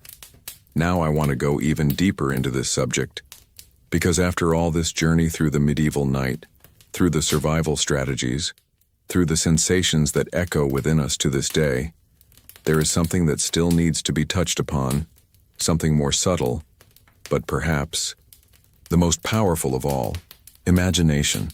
That which allows us to travel through time without leaving our place. That which transforms a simple description into a sensory experience. And this is where a question that carries more than curiosity comes in. Have you ever really imagined spending a night like this? Think about it for a moment. No heater, no electric light, no glass windows to keep out the cold, no modern blankets, no cell phone to distract your restless mind. Just you, the darkness, the sounds of the night, and a house made of wood, clay, and straw. You would wake up in the middle of the night with cold feet, hear a cracking sound outside, and wonder, was it the wind, an animal, or something that you can't explain? You would pull the skin covering your body tighter and try to sleep again, hearing only the breathing of your family right next to you, as fragile and as strong as you. It's not just a journey through time, it's an exercise in empathy. It's a chance to understand not only how they lived, but what they felt, what motivated them, what scared them, and above all, what kept them together. Because one thing is clear: no one went through that winter alone. In fact, perhaps this is one of the great hidden truths that these stories reveal. True strength was not only in the lit fire or in the woolen clothes. It was in the collective, in the gesture of protecting others, in offering the warmest place in the bed to the child, in sharing the last heated stone with the grandfather, in waiting together, in silence, for the end of the cold. And when spring gave its first signs, it was not only the earth that blossomed, it was the hearts of the people too. And it's curious how these revelations have a real impact on our own journey. Even though we live in a completely different world, we still seek the same refuges: affection, acceptance, safety, meaning. That's why when we delve into stories like this, it's not just curiosity, it's reconnection. It's ancestral memory pulsing under our skin. It's as if something inside us says, "I understand." And in this silent understanding, a transformation emerges. We begin to see with different eyes what we have, what we are, what we want to cultivate, inside and outside the home. And perhaps without realizing it, you are also now building your own nighttime ritual, not with fireplaces or sheepskins, but with presence, intention, and conscious choices. Maybe it is the silence you create before going to sleep. Maybe it is caring for others. Maybe it is the way you breathe deeper when you turn off the lights. All of this is a legacy. All of this is part of the same chain of humanity that has been spanning centuries, generations, and early mornings. So this question is not just rhetorical. It is an invitation to the imagination, yes, but also to the consciousness. Have you ever imagined spending a night like this? An entire night given over to darkness, to the cold, to the sounds of the world, and yet feeling protected by something invisible, almost spiritual? It's amazing how, when we imagine, we feel. And when we feel, we transform ourselves. So, if any image has left an impression on you on this journey, if any detail has awakened a memory, a reflection, or even a desire to live in a simpler, more conscious way, comment below.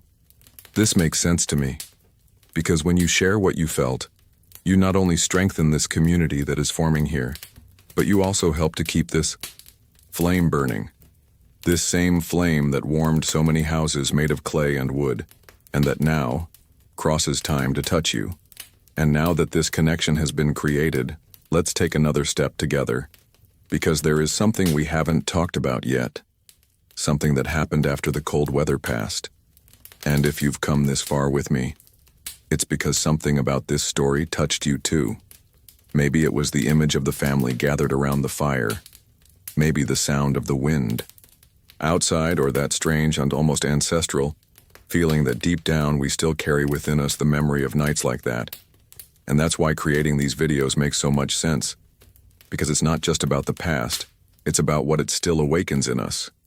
So if this content took you to a different place, more sensitive, more curious, more connected, consider subscribing to the channel. This is what allows me to continue diving into stories like this and bringing more episodes that rescue what we so often forget: the value of simplicity, unity, and the silent resistance that lives in all of us. And leave the phrase, "I'm with you until the end," in the comments, just so I know who is going through this entire journey with me. That makes all the difference. And yes, leave your like too if at any point you felt this connection. It's a simple gesture, but it warms this project as much as those stones under the medieval beds. Now, there is a video here that complements all of this in a surprising way. Click and continue with me there. The story still has much more to reveal.